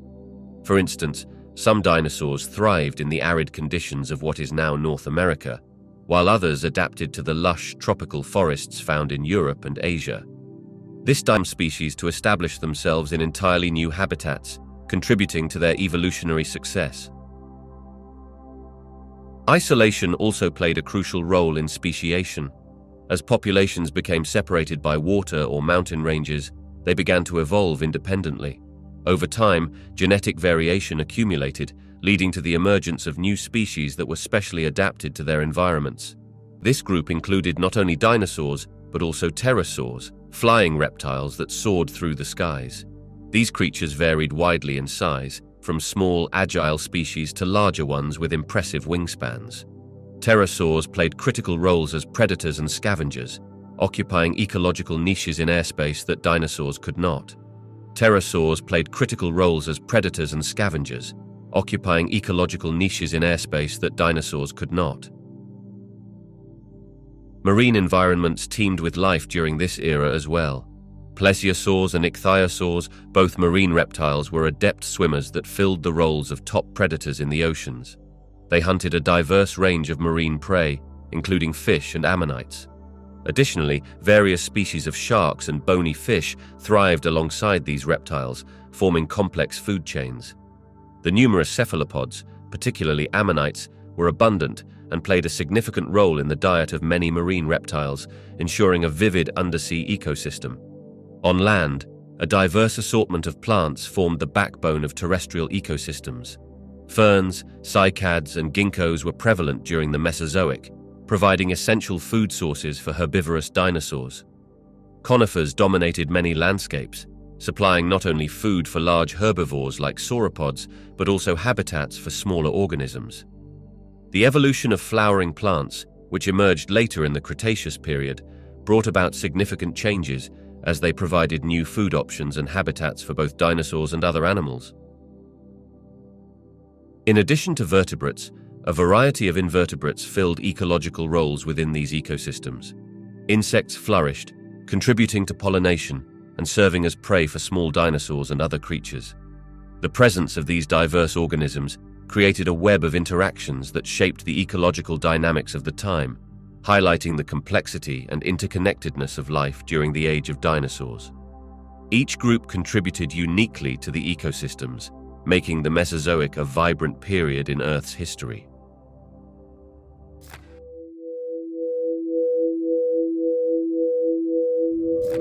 Herbivorous dinosaurs developed several specialized adaptations to effectively process and digest tough plant material, which was essential given the fibrous nature of many Mesozoic plants. One key adaptation was the evolution of advanced dental structures and tooth arrangements. Many herbivorous dinosaurs, especially large sauropods, possessed numerous teeth designed to shear and grind plants as they chewed. For instance, the flat, grinding teeth of hadrosaurs allowed them to efficiently process tough leaves and stems, much like modern-day herbivores. In addition to their teeth, the digestive system of herbivorous dinosaurs evolved to handle the challenges of breaking down plant cellulose. Many species exhibited elongation of their gastrointestinal tracts, which provided a longer fermentation time for plant material. This extended digestive process allowed the breakdown of tough fibers and maximized nutrient absorption. Some dinosaurs are believed to have had specialized stomachs that facilitated the fermentation of plant materials in a manner similar to modern ruminants. Additionally, many herbivorous dinosaurs likely relied on the assistance of gut microbes to aid in digestion. Just as ruminants such as cows host specific bacteria in their stomachs that help break down cellulose, dinosaurs may have had unique microbial communities that enabled them to extract nutrients from plant material effectively. The combination of microbial fermentation and the other anatomical adaptations equipped herbivorous dinosaurs to not only survive on tough vegetation, but thrive in their respective ecosystems. Gathering food also played a significant role in their digestive process. Dinosaurs such as the giant sauropods could reach high into trees or graze on low-lying plants, allowing them to exploit various food sources. Their ability to consume vast amounts of plant material daily was essential for sustaining their massive body sizes and energy needs. These adaptations not only highlight the fascinating evolution of herbivorous dinosaurs, but also illustrate the intricate relationships between animals and their environments throughout the Mesozoic era. Carnivorous dinosaurs employed a variety of hunting strategies, showcasing their adaptability and intelligence in securing prey. One notable strategy was ambush hunting, where dinosaurs like Velociraptor would take advantage of their agility and stealth. By relying on speed and camouflage, These predators could hide in vegetation or among rocks, waiting for unsuspecting herbivores to approach. This method allowed them to surprise their prey, making a quick attack more effective and increasing their chances of a successful kill. Pack hunting is another fascinating strategy observed in some theropods. Fossil evidence suggests that species like Deinonychus and even larger dinosaurs may have hunted cooperatively in groups. Working together, they could encircle or drive prey into confined areas, making it easier to take down larger or more formidable targets. This social behavior not only improved their hunting success, but also allowed them to tackle larger herbivores that would be too difficult to subdue by an individual predator alone. Additionally, some carnivorous dinosaurs utilized their powerful physical attributes as their principal hunting tool. For example, the large tyrannosaurids, known for their immense size and strength, engaged in direct confrontations with their prey. With strong jaws filled with sharp teeth, these predators could crush bones and tear through flesh, allowing them to feed on carcasses after a kill or scavenge if necessary. Their keen sense of smell may have helped them locate carrion, maximizing their feeding opportunities in their environments. The diversity of hunting strategies among carnivorous dinosaurs highlights their adaptability to various ecological niches. From ambushers to pack hunters and powerful predators, each method reflects the unique adaptations that these creatures developed to thrive. Their evolutionary success as apex predators ensures they played a vital role in maintaining balance within their ecosystems, influencing prey populations and competition among other species in the Mesozoic world. The variation in dinosaur teeth is closely tied to their diets, reflecting the diverse feeding strategies and ecological niches they occupied during the Mesozoic era. Herbivorous dinosaurs typically had flat, broad teeth designed for grinding and processing tough plant material. For instance, the teeth of sauropods and hadrosaurs featured a shearing or grinding surface that allowed them to effectively break down fibrous vegetation. This adaptation was crucial for extracting nutrients from the hard-to-digest plant material prevalent in their environments. In contrast, carnivorous dinosaurs showcase teeth adapted for grasping and tearing flesh. Theropods, such as Tyrannosaurus rex and Velociraptor, possessed sharp, serrated teeth that facilitated slicing through the skin and muscle of their prey. These teeth were designed for strength and efficiency, enabling them to deliver a powerful bite and to rip apart the carcasses of other animals. The shapes and sizes of these teeth varied among species, with some being more specialized for particular hunting or scavenging strategies, depending on their overall dietary preferences. Additionally, omnivorous dinosaurs exhibited a combination of tooth types to reflect their varied diets. These dinosaurs, such as certain species of theropods, had both sharp teeth for capturing prey and flat teeth for grinding plant matter. This versatility allowed them to take advantage of diverse food sources, including both meat and vegetation, which likely helped them thrive in changing environments with fluctuating food availability. The diversity of dental adaptations among dinosaurs underscores the intricate relationship between form and function in evolution. By examining the teeth of dinosaurs, paleontologists gain valuable insights into their diets and lifestyles, offering a glimpse into how these remarkable creatures interacted with their ecosystems and each other amidst the rich tapestry of life in the Mesozoic era. Evidence for scavenging behavior among dinosaurs is derived from various fossil findings and interpretations of their anatomy and behavior. One of the key pieces of evidence comes from the examination of bite marks on fossilized bones. Paleontologists have discovered bones from herbivorous dinosaurs that show characteristic tooth marks, suggesting that carnivorous dinosaurs bit into these bones to access the nutritious marrow inside. These interactions imply not only predation, but also scavenging, as some of these bite marks indicate that the dinosaurs were feeding on already dead prey. Another critical clue comes from the size and structure of certain dinosaur teeth.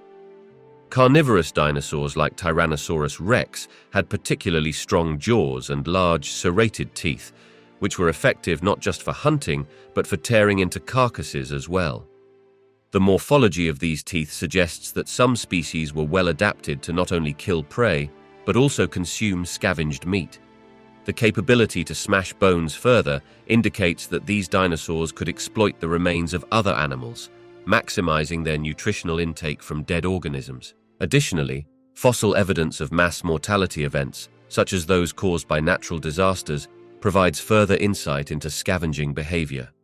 Dinosaurs, including theropods, likely gathered around carcasses left by such events, taking advantage of the abundant food supply. This type of evidence can also be seen in dinosaur trackways that lead to these sites, suggesting that multiple individuals traveled to feed on the remains of fallen prey, a behavior similar to modern scavengers. Lastly, modern analogues of scavenging behavior in present-day animals can help paint a clearer picture of how dinosaurs may have interacted with their environment. Observations of contemporary scavengers, such as vultures and hyenas, indicate that feeding on carcasses typically involves social interactions as well. This parallel provides a useful framework for understanding how similar dynamics may have occurred among dinosaurs, highlighting their potential as opportunistic feeders in the ecosystems of the Mesozoic era. Collectively, these pieces of evidence emphasize the complex roles dinosaurs played as both predators and scavengers, adapting their behaviors to succeed in a changing world. Dinosaurs exhibited remarkable adaptations to specialized diets, allowing them to thrive in diverse ecological niches. One of the most notable adaptations was the evolution of specific dental structures tailored to their dietary needs. For instance, herbivorous dinosaurs such as hadrosaurs developed complex dental arrangements, including broad, grinding teeth with intricate patterns that enabled them to process tough plant materials efficiently. This specialization facilitated the breakdown of fibrous vegetation, allowing these dinosaurs to extract maximum nutrients from their food sources. In addition to dental adaptations, many herbivorous dinosaurs evolved unique feeding behaviors based on the types of plants available in their habitats. For example, the long-necked sauropods developed the ability to reach high into trees to access leaves that were out of reach for many other herbivores. This adaptation allowed them to exploit a food source that fewer competitors could easily access, giving them an advantage in their ecosystems. Similarly, certain ornithopods demonstrated the ability to graze low-lying plants, showcasing their adaptability to different types of vegetation. Carnivorous dinosaurs also displayed specialized adaptations based on their dietary preferences. For example, some theropods like Velociraptor developed sharp, curved claws in addition to their serrated teeth, enhancing their ability to grasp and incapacitate prey. These adaptations reflected their predatory lifestyle, allowing them to tackle a range of prey sizes effectively. Furthermore, some larger carnivores like Giganotosaurus had evolved robust body structures and powerful teeth to hunt large herbivores, making them apex predators in their ecosystems. Finally, dietary specialization extended to omnivorous dinosaurs, which displayed a fascinating set of adaptations that allowed them to take advantage of both plant and animal sources. These dinosaurs often had a combination of sharp and flat teeth, enabling them to consume a varied diet of fruits, seeds, and small animals. This adaptability provided them with the flexibility to thrive in different environments, as they could shift their feeding strategies depending on food availability. Overall, these specialized adaptations illustrate the dynamic interplay between dinosaurs and their environments, showcasing their ability to innovate and survive amidst changing ecological conditions.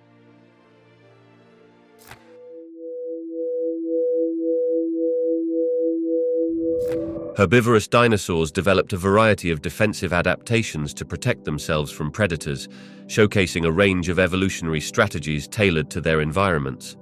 One of the most recognizable adaptations was physical size.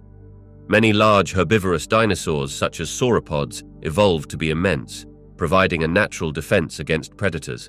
Their sheer size often deterred smaller carnivores, as taking down such massive creatures would require significant effort and risk. In addition to size, many herbivorous dinosaurs possessed formidable physical features. Some species, like stegosaurs, were equipped with spikes and plates that not only served to deter attacks, but also displayed their health and strength to potential mates. Triceratops and other ceratopsians developed strong horns and robust frills, which provided both offensive and defensive capabilities. These structures could be used to ward off predators, and in the case of Triceratops, engage in combat with rivals over territory or mates. Behavioral adaptations also played a crucial role in the defense of herbivorous dinosaurs. Many species, particularly those that lived in herds, benefited from collective vigilance. By traveling in groups, they could better detect potential threats and support one another in the face of danger.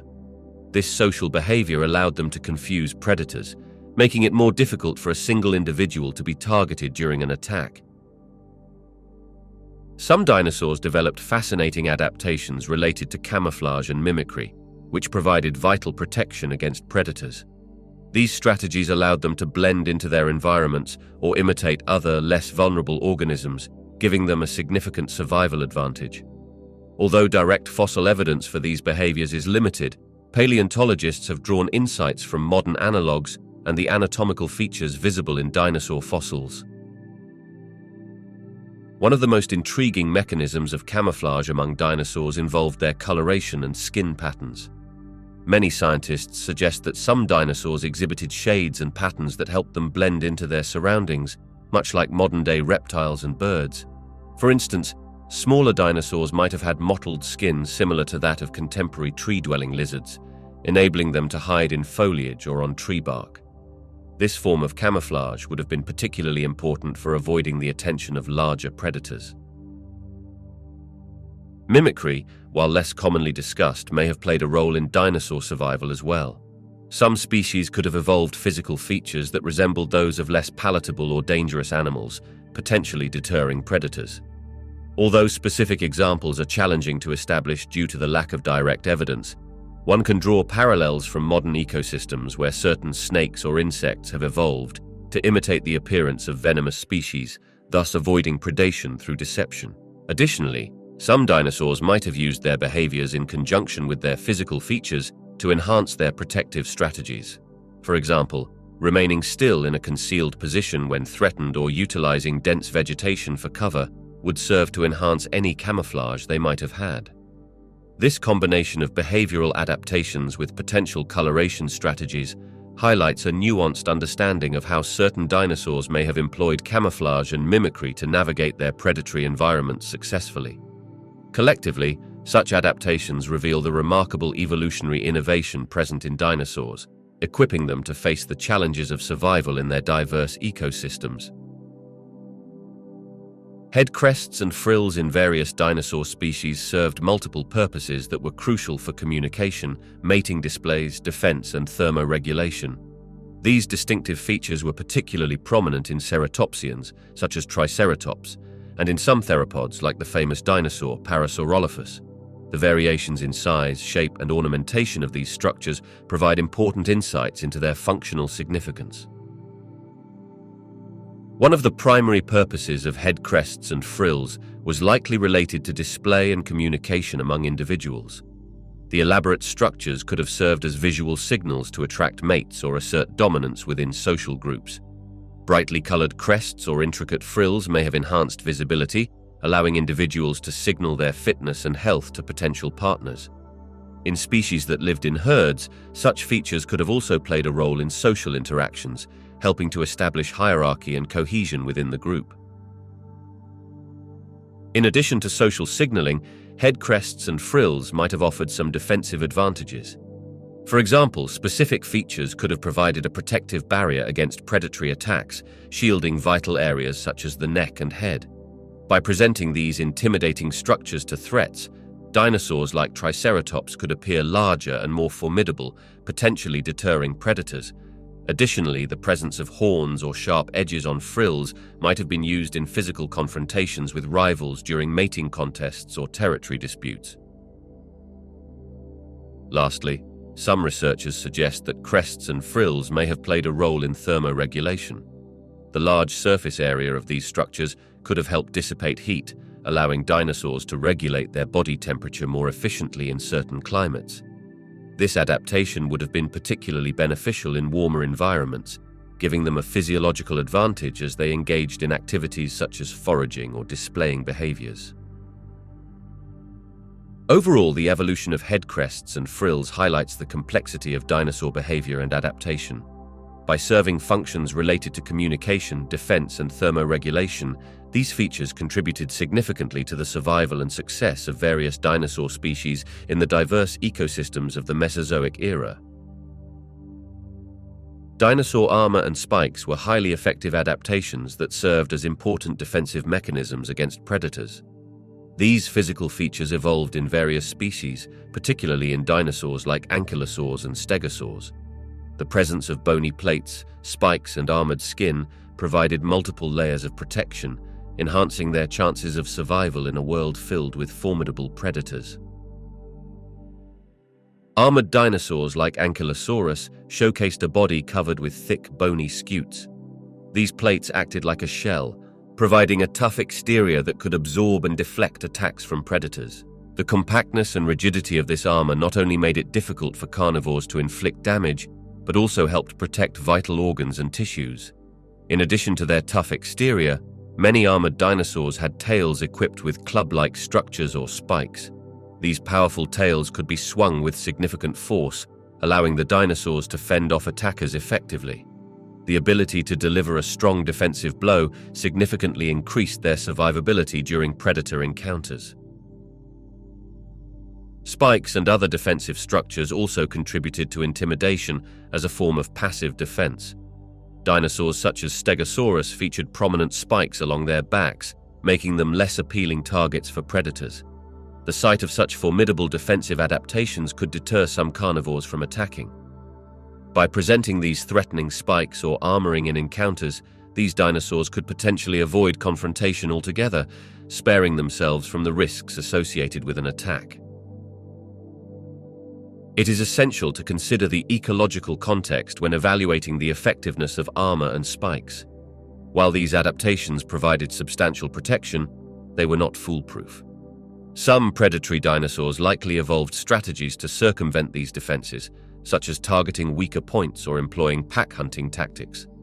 Nonetheless, the combination of physical armor, spikes, and potential defensive behaviors made these adaptations incredibly effective in offering a degree of safety to armored dinosaurs, allowing them to thrive amidst the challenges posed by their predators. Fossil records provide fascinating insights into the defensive behaviors of ancient organisms.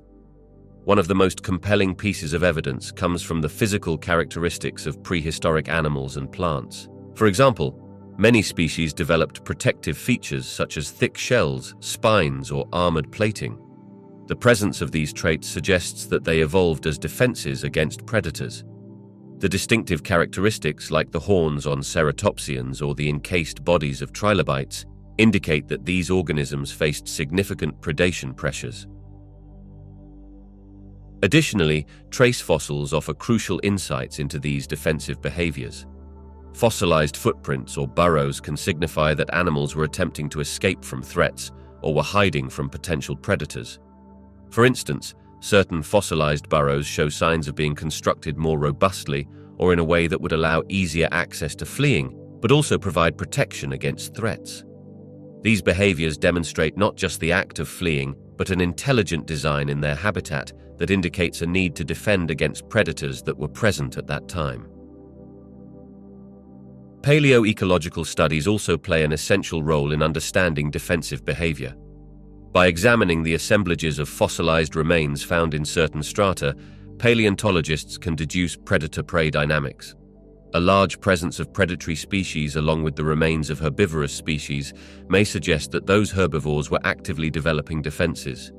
Evidence of bite marks on fossils can indicate interactions that led to the evolution of protective traits. Furthermore, some fossils include evidence of communal defense strategies. For example, groups of certain species are found fossilized together, exhibiting a potential strategy to fend off predators through numbers. This communal behavior stands as a testament to how social structures might have evolved as a defense mechanism. Such evidence illustrates that even in the ancient world, organisms were not solely passive victims. They actively adapted and developed strategies for survival.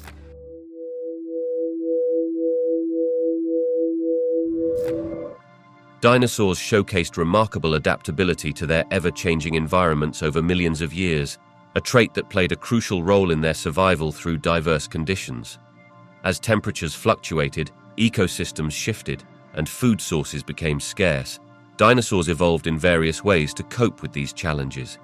For instance, changes in climate and vegetation led to alterations in their diets.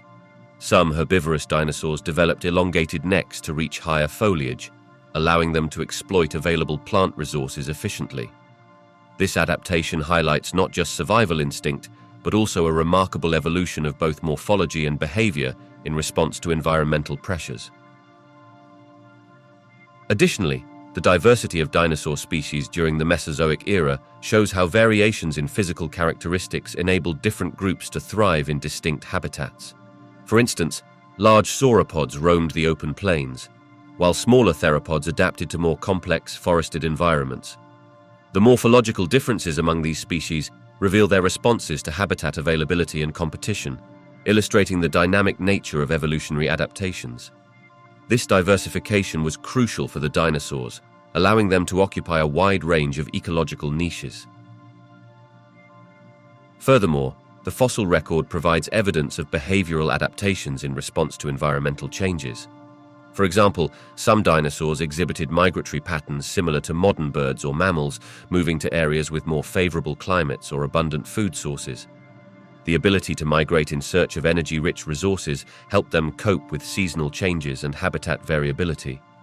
Such behavioral strategies reflect the evolutionary pressures they faced and the necessity of adapting for survival in fluctuating ecosystems. Another significant factor was the impact of extinction events, which provided opportunities for dinosaurs to occupy newly available niches. After the Permian extinction, dinosaurs surged in diversity, filling the gaps left by extinct species.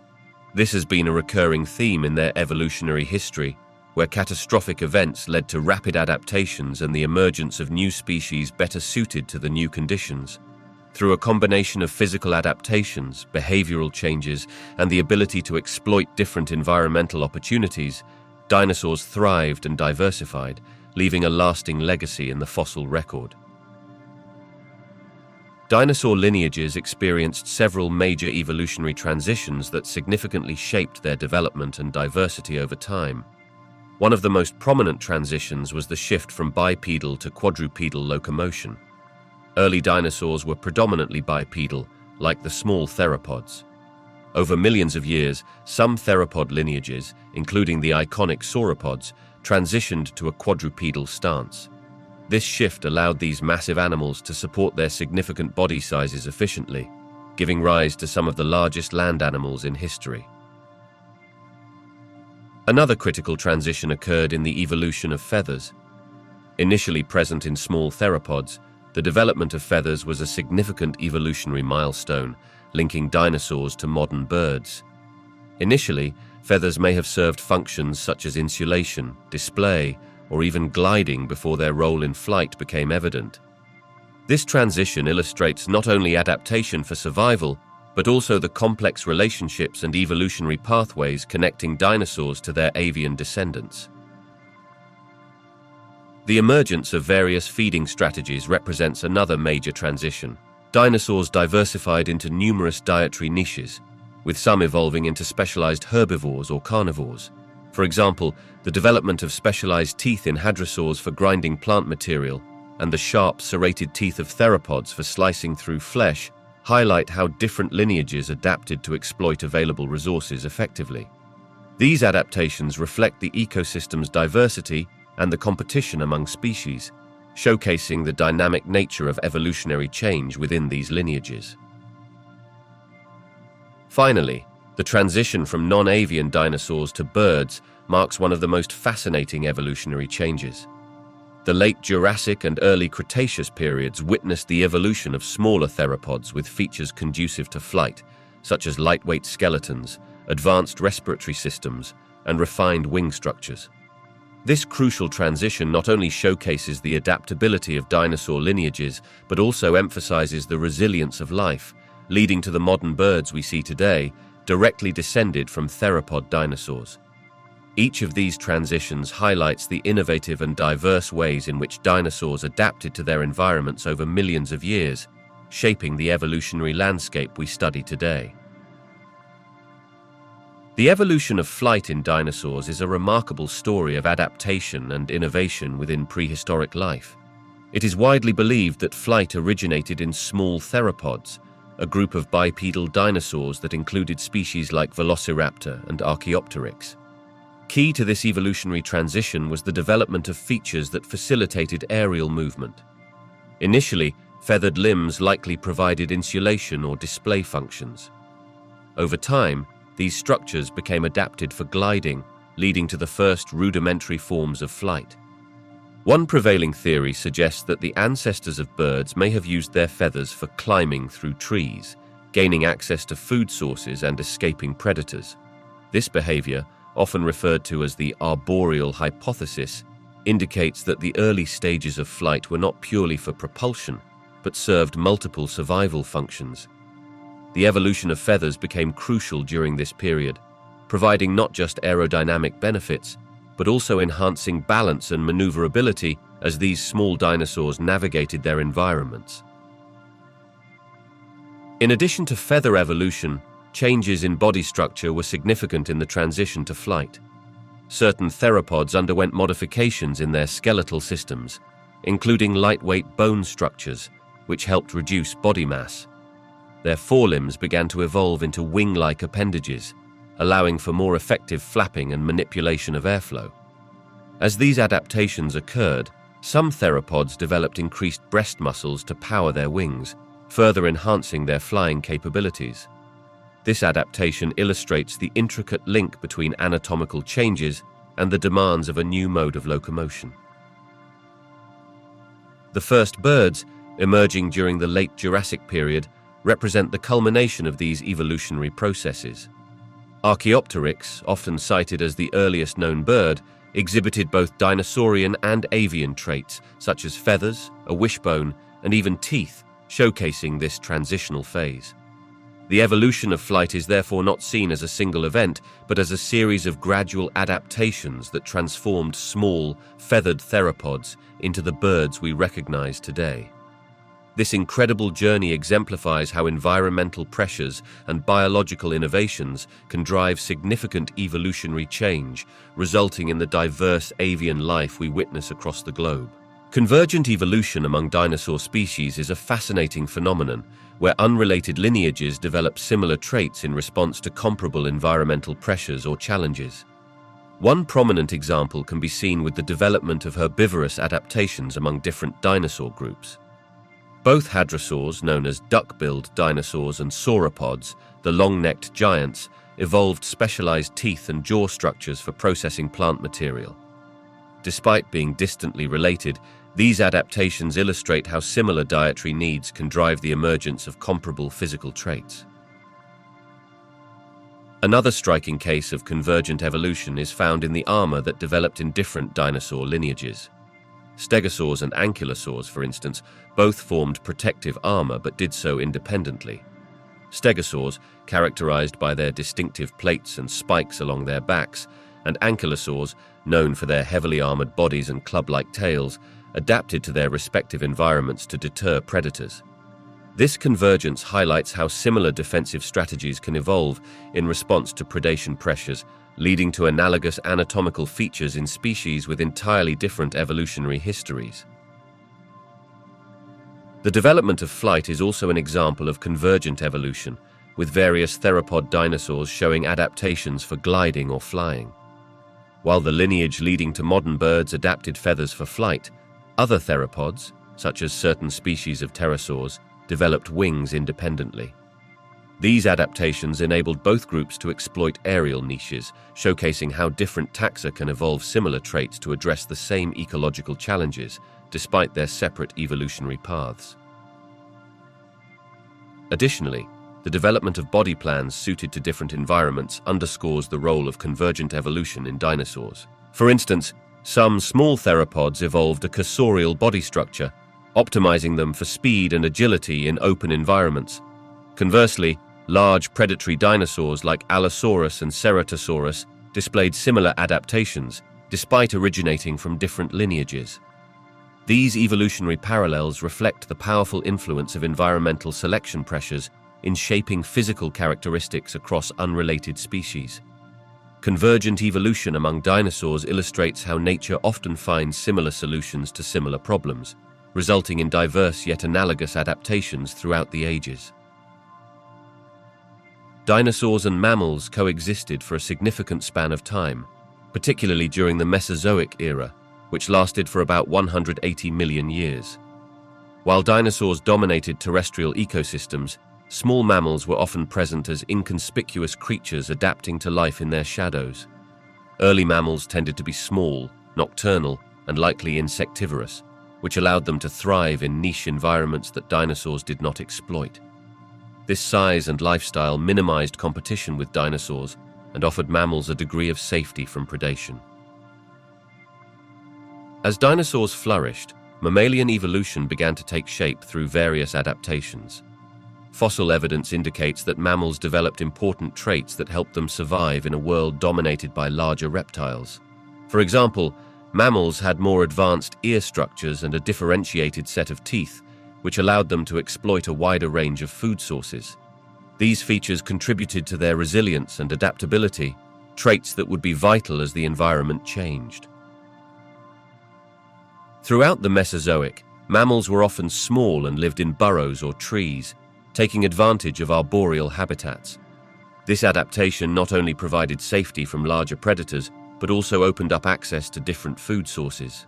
Interestingly, some mammals developed similar traits to their dinosaur counterparts, illustrating convergent evolution. For instance, the presence of gliding mammals during this era shows how different lineages can evolve similar adaptations based on their environmental needs. The coexistence of dinosaurs and mammals shifted dramatically during the Cretaceous-Paleogene extinction event, approximately 66 million years ago. This mass extinction wiped out nearly 75% of Earth's species, including the non-avian dinosaurs. In the aftermath, mammals seized the opportunity to diversify and evolve rapidly, entering niches left vacant by their dinosaurian competitors. This led to the gradual emergence of larger mammals, ultimately leading to the rich diversity of mammalian life we observe today. The evolutionary history of dinosaurs and mammals thus reflects a complex interplay of survival, adaptation, and change, showcasing how life continues to evolve in response to environmental shifts.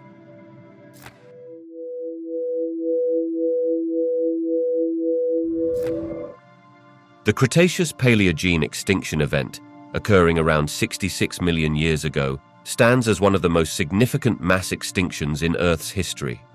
This event marked the boundary between the Cretaceous period, known for the dominance of dinosaurs, and the Paleogene period, which saw the rise of mammals.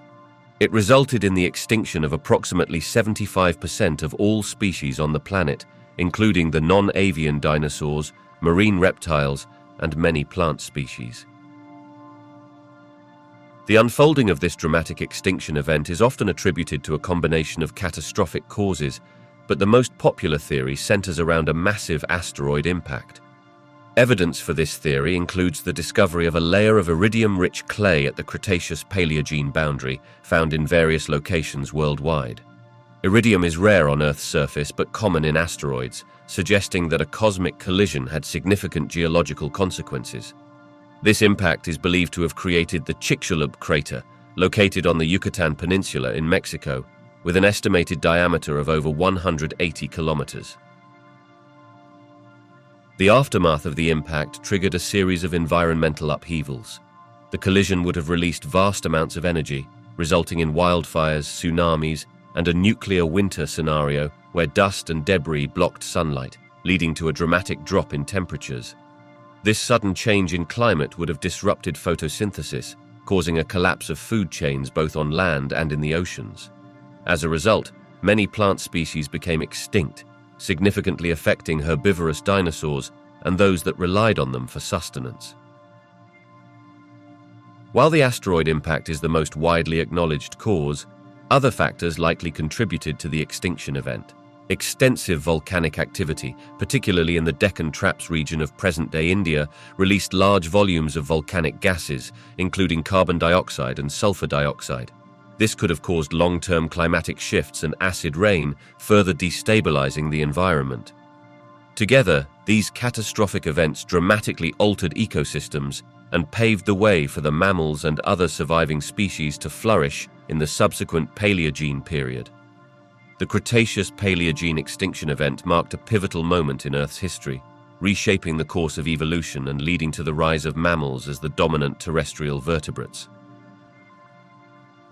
The asteroid impact theory for dinosaur extinction is substantiated by several lines of compelling evidence that collectively paint a vivid picture of this catastrophic event. One of the most notable pieces of evidence is the discovery of a thin layer of iridium-rich clay at the Cretaceous-Paleogene boundary found in various locations around the globe. Iridium is a rare metal on Earth's surface, but is typically abundant in asteroids, and its presence in this layer suggests that an extraterrestrial object struck Earth at this time. The widespread distribution of this iridium anomaly supports the idea that a significant impact event took place.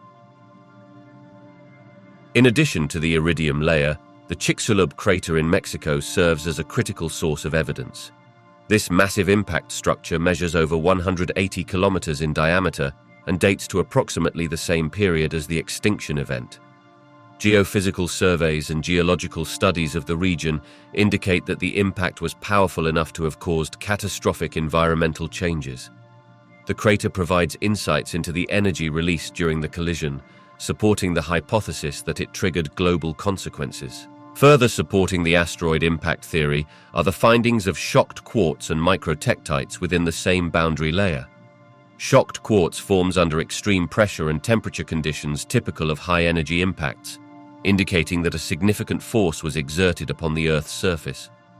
Microtectites, tiny glassy beads formed from molten material ejected during an impact, provide additional evidence of the explosive nature of the event. Collectively, these findings point to the physical effects of an asteroid collision. Lastly, the coinciding timing of the impact event and the mass extinction observed in the fossil record reinforces the notion that the two are linked. The abrupt transition seen in fossil assemblages, with a significant loss of biodiversity following the boundary layer, aligns with the catastrophic consequences presumed to arise from the impact. This aligned evidence of iridium, the Chicxulub crater, shocked minerals, and the subsequent ecological disruption presents a well-rounded case for the asteroid impact theory as a principal factor in the extinction of the non-avian dinosaurs and many other species during this pivotal period in Earth's history. While the asteroid impact theory is the most prominent explanation for the extinction of the dinosaurs, other factors likely contributed to the demise of these magnificent creatures. One significant factor is volcanic activity, particularly related to the extensive volcanic eruptions that formed the Deccan Traps in what is now India. These eruptions occurred around the same time as the asteroid impact and released vast amounts of volcanic gases, including carbon dioxide and sulfur dioxide. The resulting climatic effects caused by these gases could have led to global cooling and acid rain, severely disrupting Earth's ecosystems. The volcanic activity would have contributed to significant shifts in climate by increasing atmospheric dust and aerosols, which could block sunlight, further inhibiting photosynthesis. This would stress plant communities, consequently affecting herbivorous dinosaurs that depended on these plants for food. The combination of volcanic eruptions and the asteroid impact could have created a hostile environment that made survival challenging for many species. Additionally, changes in sea levels and ocean chemistry during the late Cretaceous period played a role in the overall ecosystem disruptions. Fluctuations in sea levels can lead to habitat loss for many marine and terrestrial species. Ocean acidification due to increased carbon dioxide levels may have affected marine life, including the organisms at the base of the food web. The decline of these marine environments would have ripple effects on terrestrial ecosystems, further stressing existing species. Another factor to consider is the ecological competition and evolutionary pressures that existed prior to the extinction event. Dinosaurs had already faced various competition challenges towards the end of the Cretaceous, and as environments changed, the struggle for resources would have intensified. This background pressure could have made them more susceptible to catastrophic events like the asteroid impact and volcanic activity. Overall, the extinction of the non-avian dinosaurs was likely a result of a complex interplay of catastrophic events, and gradual ecological changes, rather than a single cause. Each factor contributed to an increasingly hostile environment, ultimately leading to the dramatic loss of biodiversity that transpired at the end of the Cretaceous period. Several groups of animals successfully survived the mass extinction at the end of the Cretaceous period, and their ability to endure came down to a combination of advantageous traits and ecological resilience. One of the most notable survivors was the group we now know as mammals. These small, nocturnal creatures had already established a diverse array of adaptations that allowed them to exploit various niches. Their small size offered a significant advantage in the rapidly changing environments following the extinction, providing them the ability to hide from predators and access resources that larger animals could not. Birds, which are considered the direct descendants of theropod dinosaurs, also managed to survive the extinction event. The presence of feathers, coupled with the ability to fly, likely provided these avian species with the means to escape unfavorable conditions or access food sources that were less affected by environmental turmoil. This adaptability allowed birds to thrive in the aftermath of the extinction, filling ecological niches left vacant by the demise of larger dinosaurs. Another group that weathered the extinction was the reptiles, particularly some lineages of lizards and turtles. These reptiles often possessed traits such as low metabolic rates and the ability to enter states of dormancy, which made them better equipped to cope with drastic environmental changes. Their versatile diets also allowed them to adapt to varying food availability, giving them an edge in survival during this tumultuous time. Lastly, amphibians, including frogs and salamanders, also managed to survive the mass extinction. Their life cycles often involve both land and aquatic environments, enabling them to exploit diverse habitats. Amphibians' permeable skin and ability to withstand different environmental conditions provided resilience against the dramatic changes that followed the extinction event.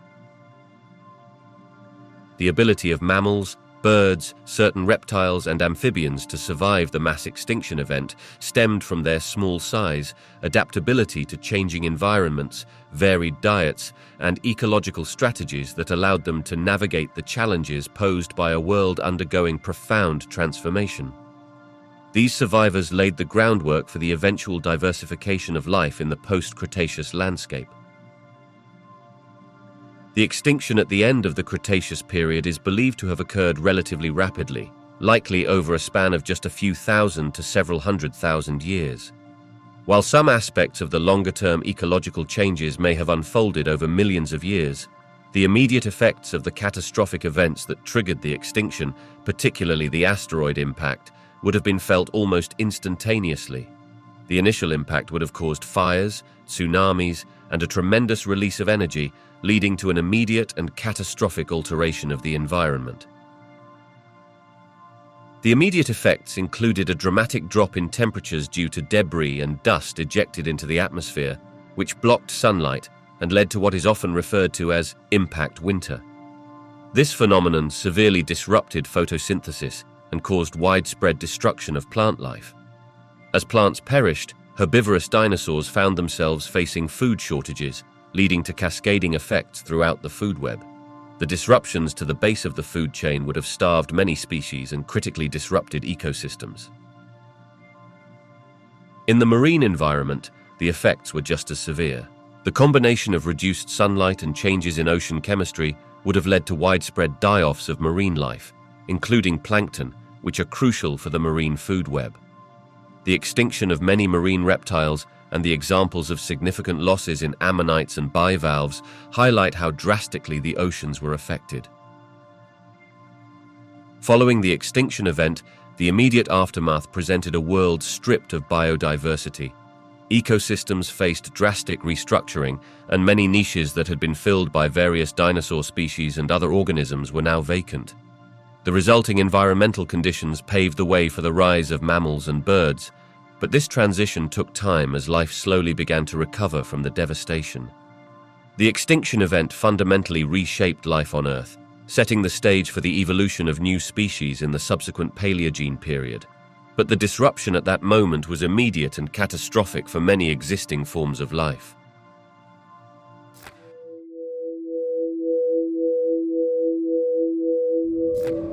Fossils form through a complex process that typically requires specific conditions to occur. The journey of a fossil begins when an organism dies and its remains become buried quickly by sediment. This rapid burial is crucial because it helps protect the remains from decay and scavengers. Over time, layers of sediment accumulate on top of the remains, creating pressure that contributes to the fossilization process. One of the key processes involved in fossilization is called permineralization. During this process, groundwater carrying dissolved minerals infiltrates the buried remains. The minerals gradually fill the empty spaces within the bones or shells, ultimately hardening and preserving the structure as sedimentary rock forms around it. This is why many fossils are often found in sedimentary rock layers. Another important factor for fossilization is the environment in which the remains are buried. Ideal conditions often include low oxygen levels, which slow down decomposition. Environments like river deltas, lake bottoms, or ocean floors offer such conditions. Additionally, it is beneficial for remains to be buried in fine sediments, such as mud or silt, which can help preserve delicate structures. Conversely, harsh environments with frequent disturbance or high levels of erosion can hinder fossilization due to the exposure of remains to air and scavengers. Not all remains become fossils, and many factors influence whether or not fossilization occurs. For example, soft-bodied organisms are far less likely to fossilize than those with hard parts, such as bones, teeth, or shells. Additionally, the chemical composition of the remains and environmental factors play vital roles in this process. Over millions of years, fossils can emerge as a window into the past, taking us back to a time when those organisms roamed the earth and providing invaluable information about their biology and the environments they inhabited. Dinosaur fossils come in several types, each providing unique insights into these ancient creatures and their environments. The most well-known type is body fossils, which include the remains of actual dinosaur bones, teeth, and sometimes even complete skeletons. These fossils allow paleontologists to reconstruct the size, shape, and structure of dinosaurs, helping to understand their biology, locomotion, and evolutionary relationships. By examining the morphology of bones, scientists can identify different species and infer details about their lifestyles, such as whether they were herbivores or carnivores.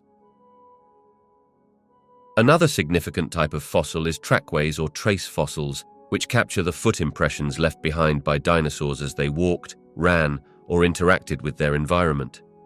These footprints provide invaluable information about dinosaur behavior, locomotion, and group dynamics.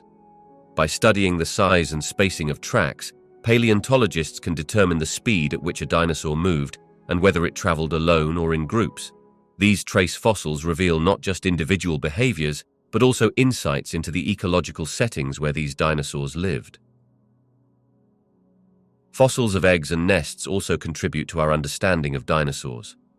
Fossilized eggs can reveal information about reproductive behaviors, nesting strategies, and development of young dinosaurs. By studying the size, shape, and eggshell structure, scientists can identify specific dinosaur species and assess parental care behaviors.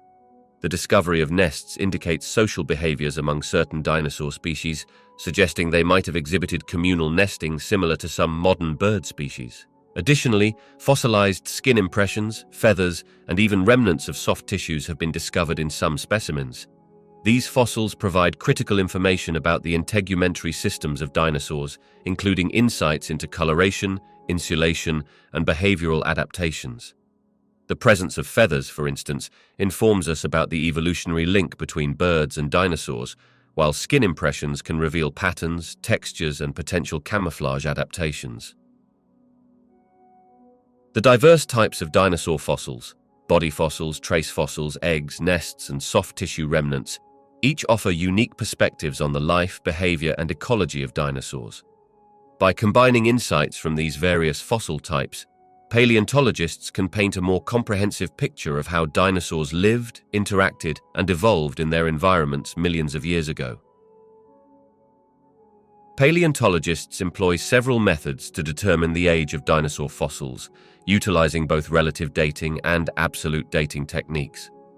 One of the primary tools for determining the relative age of fossils is biostratigraphy, which involves examining the layers of sedimentary rock in which the fossils are found. By studying the sequence of rock layers known as strata, paleontologists can establish a chronological order. Fossils of different species are associated with specific geological periods, so finding a particular fossil can help date the rock layer in which it is embedded. By identifying the fossils present and comparing them to well-documented sequences from other locations, scientists can infer the relative ages of the fossils. In addition to biostratigraphy, paleontologists use radiometric dating to determine the absolute age of rocks and fossils. This method relies on the natural radioactive decay of elements within the minerals of the rocks. For instance, uranium-lead dating or potassium-argon dating can be applied to volcanic layers above or below the fossil-containing strata. By measuring the amount of decay that has occurred in the radioactive isotopes, scientists can calculate how long it has been since the rock was formed, providing an age range for the associated fossils. Another technique involves paleomagnetic dating, which examines the orientation of magnetic minerals in rocks. Earth's magnetic field has reversed many times throughout its history, creating a record of magnetic polarity shifts. By comparing the magnetic signatures of sedimentary layers with established timelines of magnetic reversals, paleontologists can estimate the ages of the rocks and the fossils within them. Lastly, advancements in technology, such as isotopic analysis, can further refine age estimates by examining the chemical composition of the fossils themselves. Certain isotopes can provide insights into past environmental conditions and help correlate fossil ages with known geological processes. Through the combination of these methods, paleontologists can build a robust timeline of dinosaur evolution, understand the timelines of extinction events, and place their findings in the broader context of Earth's history. Each dating technique complements the others, enhancing the accuracy of age estimations and helping scientists unravel the complexities of the past. Modern dinosaur fossil excavation and analysis employ a variety of advanced technologies that enhance the effectiveness and precision of paleontological research. One significant technology is ground-penetrating radar, which allows scientists to visualize subsurface structures without extensive digging. By sending radar pulses into the ground and interpreting the reflections, researchers can identify where fossils or fossil-bearing sediments are located, enabling targeted excavation efforts and minimizing damage to the surrounding environment. In the field, paleontologists often use portable X-ray fluorescent spectrometry to analyze the elemental composition of fossilized remains and surrounding sediments. This non-destructive technique helps identify the mineral content and can reveal essential information about the conditions under which the fossils were formed, such as the type of sediment and the pH of the environment. Such data provide context for understanding the diagenesis and preservation quality of the fossils. Three-dimensional modeling and digital imaging technologies have also revolutionized the way fossils are documented and analyzed. Methods such as laser scanning and photogrammetry create detailed 3D models of fossils, allowing scientists to study the morphology of specimens without physical handling. These digital representations enable comparative analyses, detailed measurements, and even virtual reconstructions, contributing to a deeper understanding of dinosaur anatomy and physiology. Furthermore, advanced imaging techniques, such as computed tomography scans, allow researchers to examine the internal structure of fossils in non-invasive ways. This technology is particularly beneficial for studying delicate or partially preserved specimens, revealing hidden features such as bone microstructure, potential soft tissue, and pathological evidence that may not be visible externally. Genomic technologies are also becoming increasingly important in paleontology. Although extracting DNA from ancient fossils poses significant challenges due to degradation over time, advancements in ancient DNA techniques and chemical analysis provide insights into the evolutionary relationships and possible traits of extinct species. These approaches can help clarify the connections between dinosaurs and their modern bird relatives. Collectively, These technologies significantly enhance the capabilities of paleontologists during both excavation and analysis, allowing for more precise, efficient, and comprehensive studies of dinosaur fossils. They not only increase the accuracy of findings, but also enable scientists to ask new questions and pursue innovative research avenues, further expanding our understanding of dinosaurs and their environments. Our understanding of dinosaurs has undergone profound transformations, especially in recent decades, primarily due to groundbreaking fossil discoveries. Earlier, dinosaurs were often portrayed as massive, lumbering creatures, based largely on incomplete skeletons and assumptions made from those limited finds. However, new and more complete fossils have emerged, allowing paleontologists to reconstruct not only the physical characteristics of these animals, but also their behaviors and habitats. For example, discoveries of feathered fossils from sites in China have revolutionized our perception of the theropod lineage, the group that includes modern birds. These fossils reveal that many dinosaurs were covered in feathers, suggesting that feathers could have originally served functions beyond flight, such as insulation or display. This finding supports the idea that birds are, in fact, descendants of a specific group of theropod dinosaurs, showcasing an evolutionary relationship that was once considered unlikely. Moreover, advanced imaging technologies like laser scanning and three-dimensional modeling have allowed scientists to study fossilized bones and structures in unprecedented detail.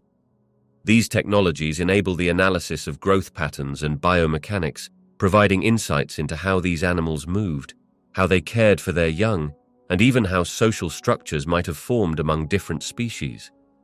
The way we visualize dinosaur locomotion, for instance, has shifted dramatically, with some species now believed to have been agile and fast rather than slow and sluggish. Finally, the discovery of dinosaur nests and fossilized tracks has contributed to our understanding of their behavior, indicating that some dinosaurs were capable of complex social interactions and parenting. As new fossils continue to be unearthed, our comprehension of these ancient creatures, including their diversity, behavior, and evolution, is constantly evolving, revealing a dynamic history that continues to captivate scientists and the public alike. Each new find adds depth to the rich tapestry of dinosaur life, reminding us that the past is far more complex than we could have ever imagined.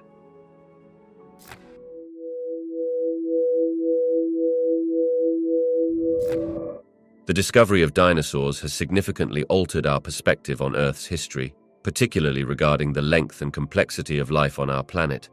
Previously, the understanding of geological time and the timeline of life on Earth was limited and often filled with misconceptions. The realization that dinosaurs roamed the Earth millions of years ago during the Mesozoic era, which spanned over 180 million years, illustrated a much broader and dynamic picture of biological evolution. Dinosaurs served as a key connection in understanding major events in Earth's geological timeline. Fossil evidence has provided critical insights into the dramatic changes the planet underwent, such as shifts in climate, biodiversity, and the impact of catastrophic events. The mass extinction that marked the end of the Cretaceous period, for instance, led scientists to investigate its causes, unveiling the relationship between external factors, such as asteroid impacts and volcanic activity, and their significant influence on biological and geological evolution. These ancient reptiles also act as indicators of environmental conditions throughout history.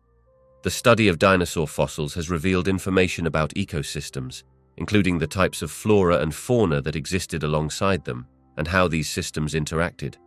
This knowledge has reshaped our understanding of paleoecology and the planet's past climates, illustrating a complex interplay between life and its environments over geological timescales.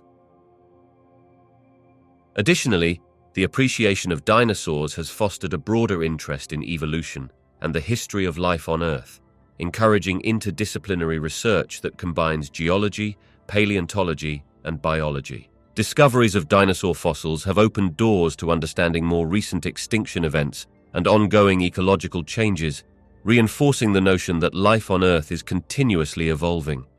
Your view of the past becomes richer when you consider the vast timeline over which dinosaurs thrived, demonstrating that Earth's history is one of resilience, adaptation, and transformation.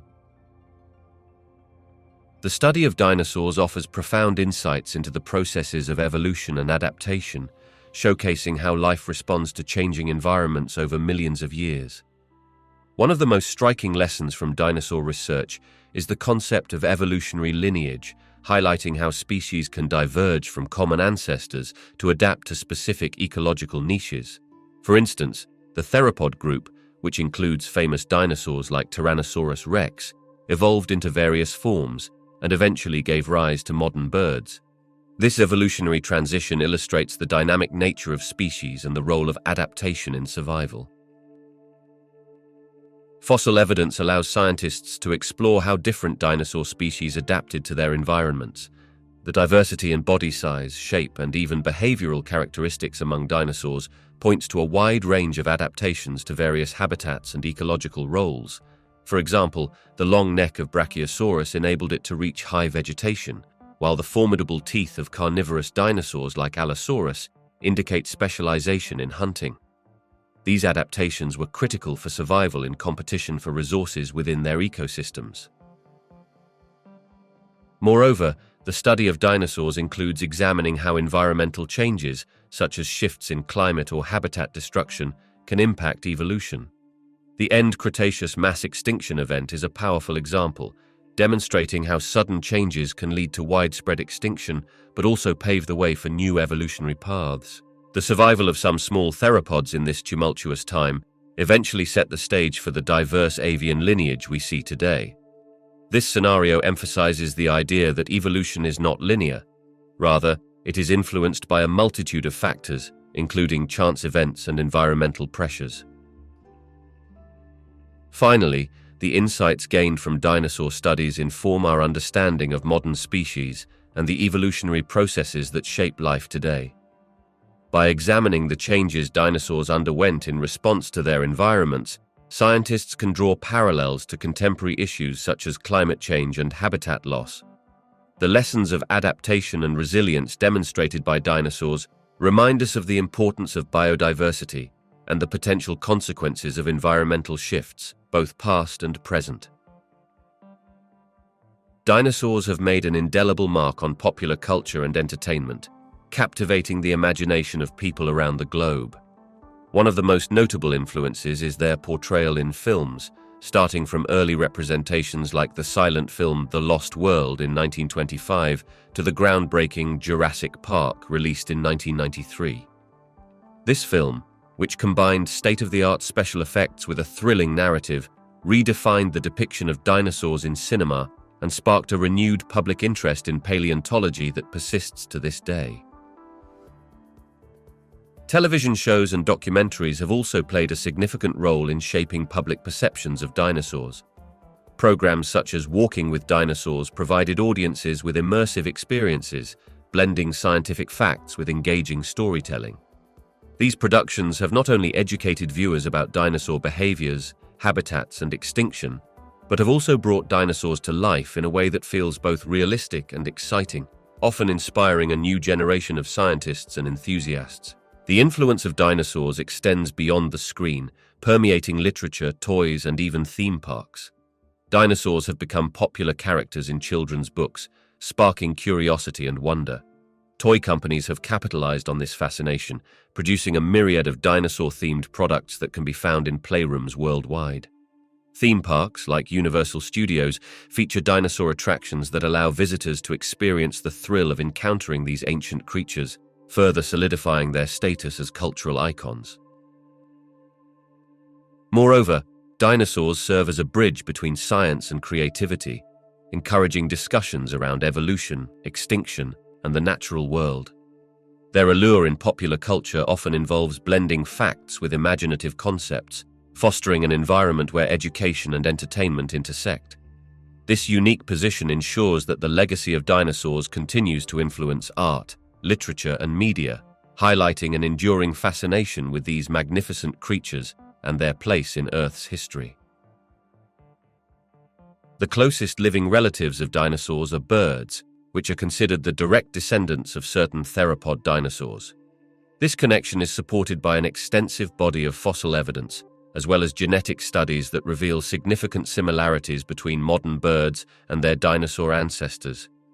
Many characteristics found in birds, such as feathers, hollow bones, and specific skeletal structures, can be traced back to their dinosaur lineage, particularly to small theropods like Velociraptor. The discovery of feathered dinosaur fossils has solidified the link between birds and theropods, demonstrating that feathers were not solely a means for flight, but also served for insulation and display among various species. This has shifted the perception of dinosaurs from merely scaly reptilian monsters to a dynamic group of creatures with diverse adaptations, much like the birds we see today. Interestingly, reptiles such as alligators and crocodiles also share a common ancestry with dinosaurs, as they belong to the group called archosaurs. This group includes both dinosaurs and modern crocodilians, showcasing a distant but significant evolutionary connection.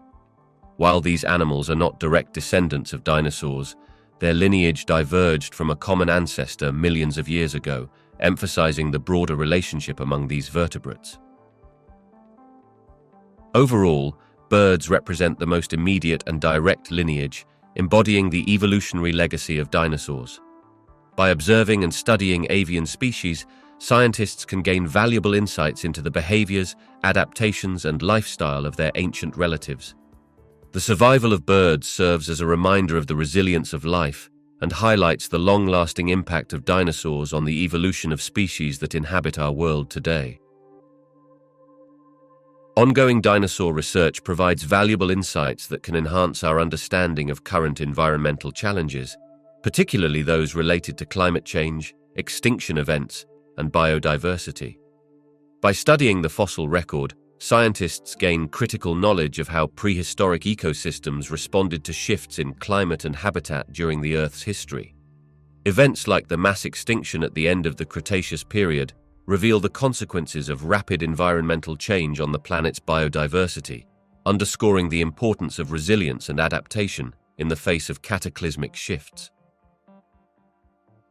These ancient episodes serve as case studies for contemporary issues. Understanding how different species of dinosaurs adapted to their environments, or failed to do so, can inform our strategies for addressing present-day ecological crises.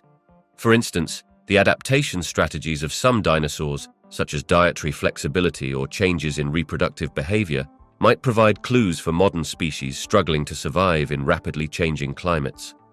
This helps conservationists and ecologists develop targeted approaches to preserve endangered species facing habitat destruction and climate instability. Moreover, research into the extinction events that affected dinosaur populations encourages a broader understanding of the delicate balance within ecosystems. The interplay between environmental conditions and the survival of various species highlights the interconnectedness of life forms on Earth.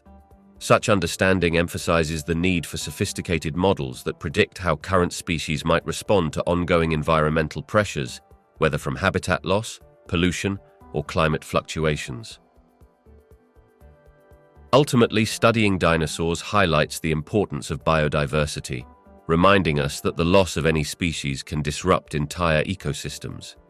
Insights gained from their history reveal that resilience and adaptability are essential not only for survival in the ancient world, but also for ensuring the health and sustainability of our planet today.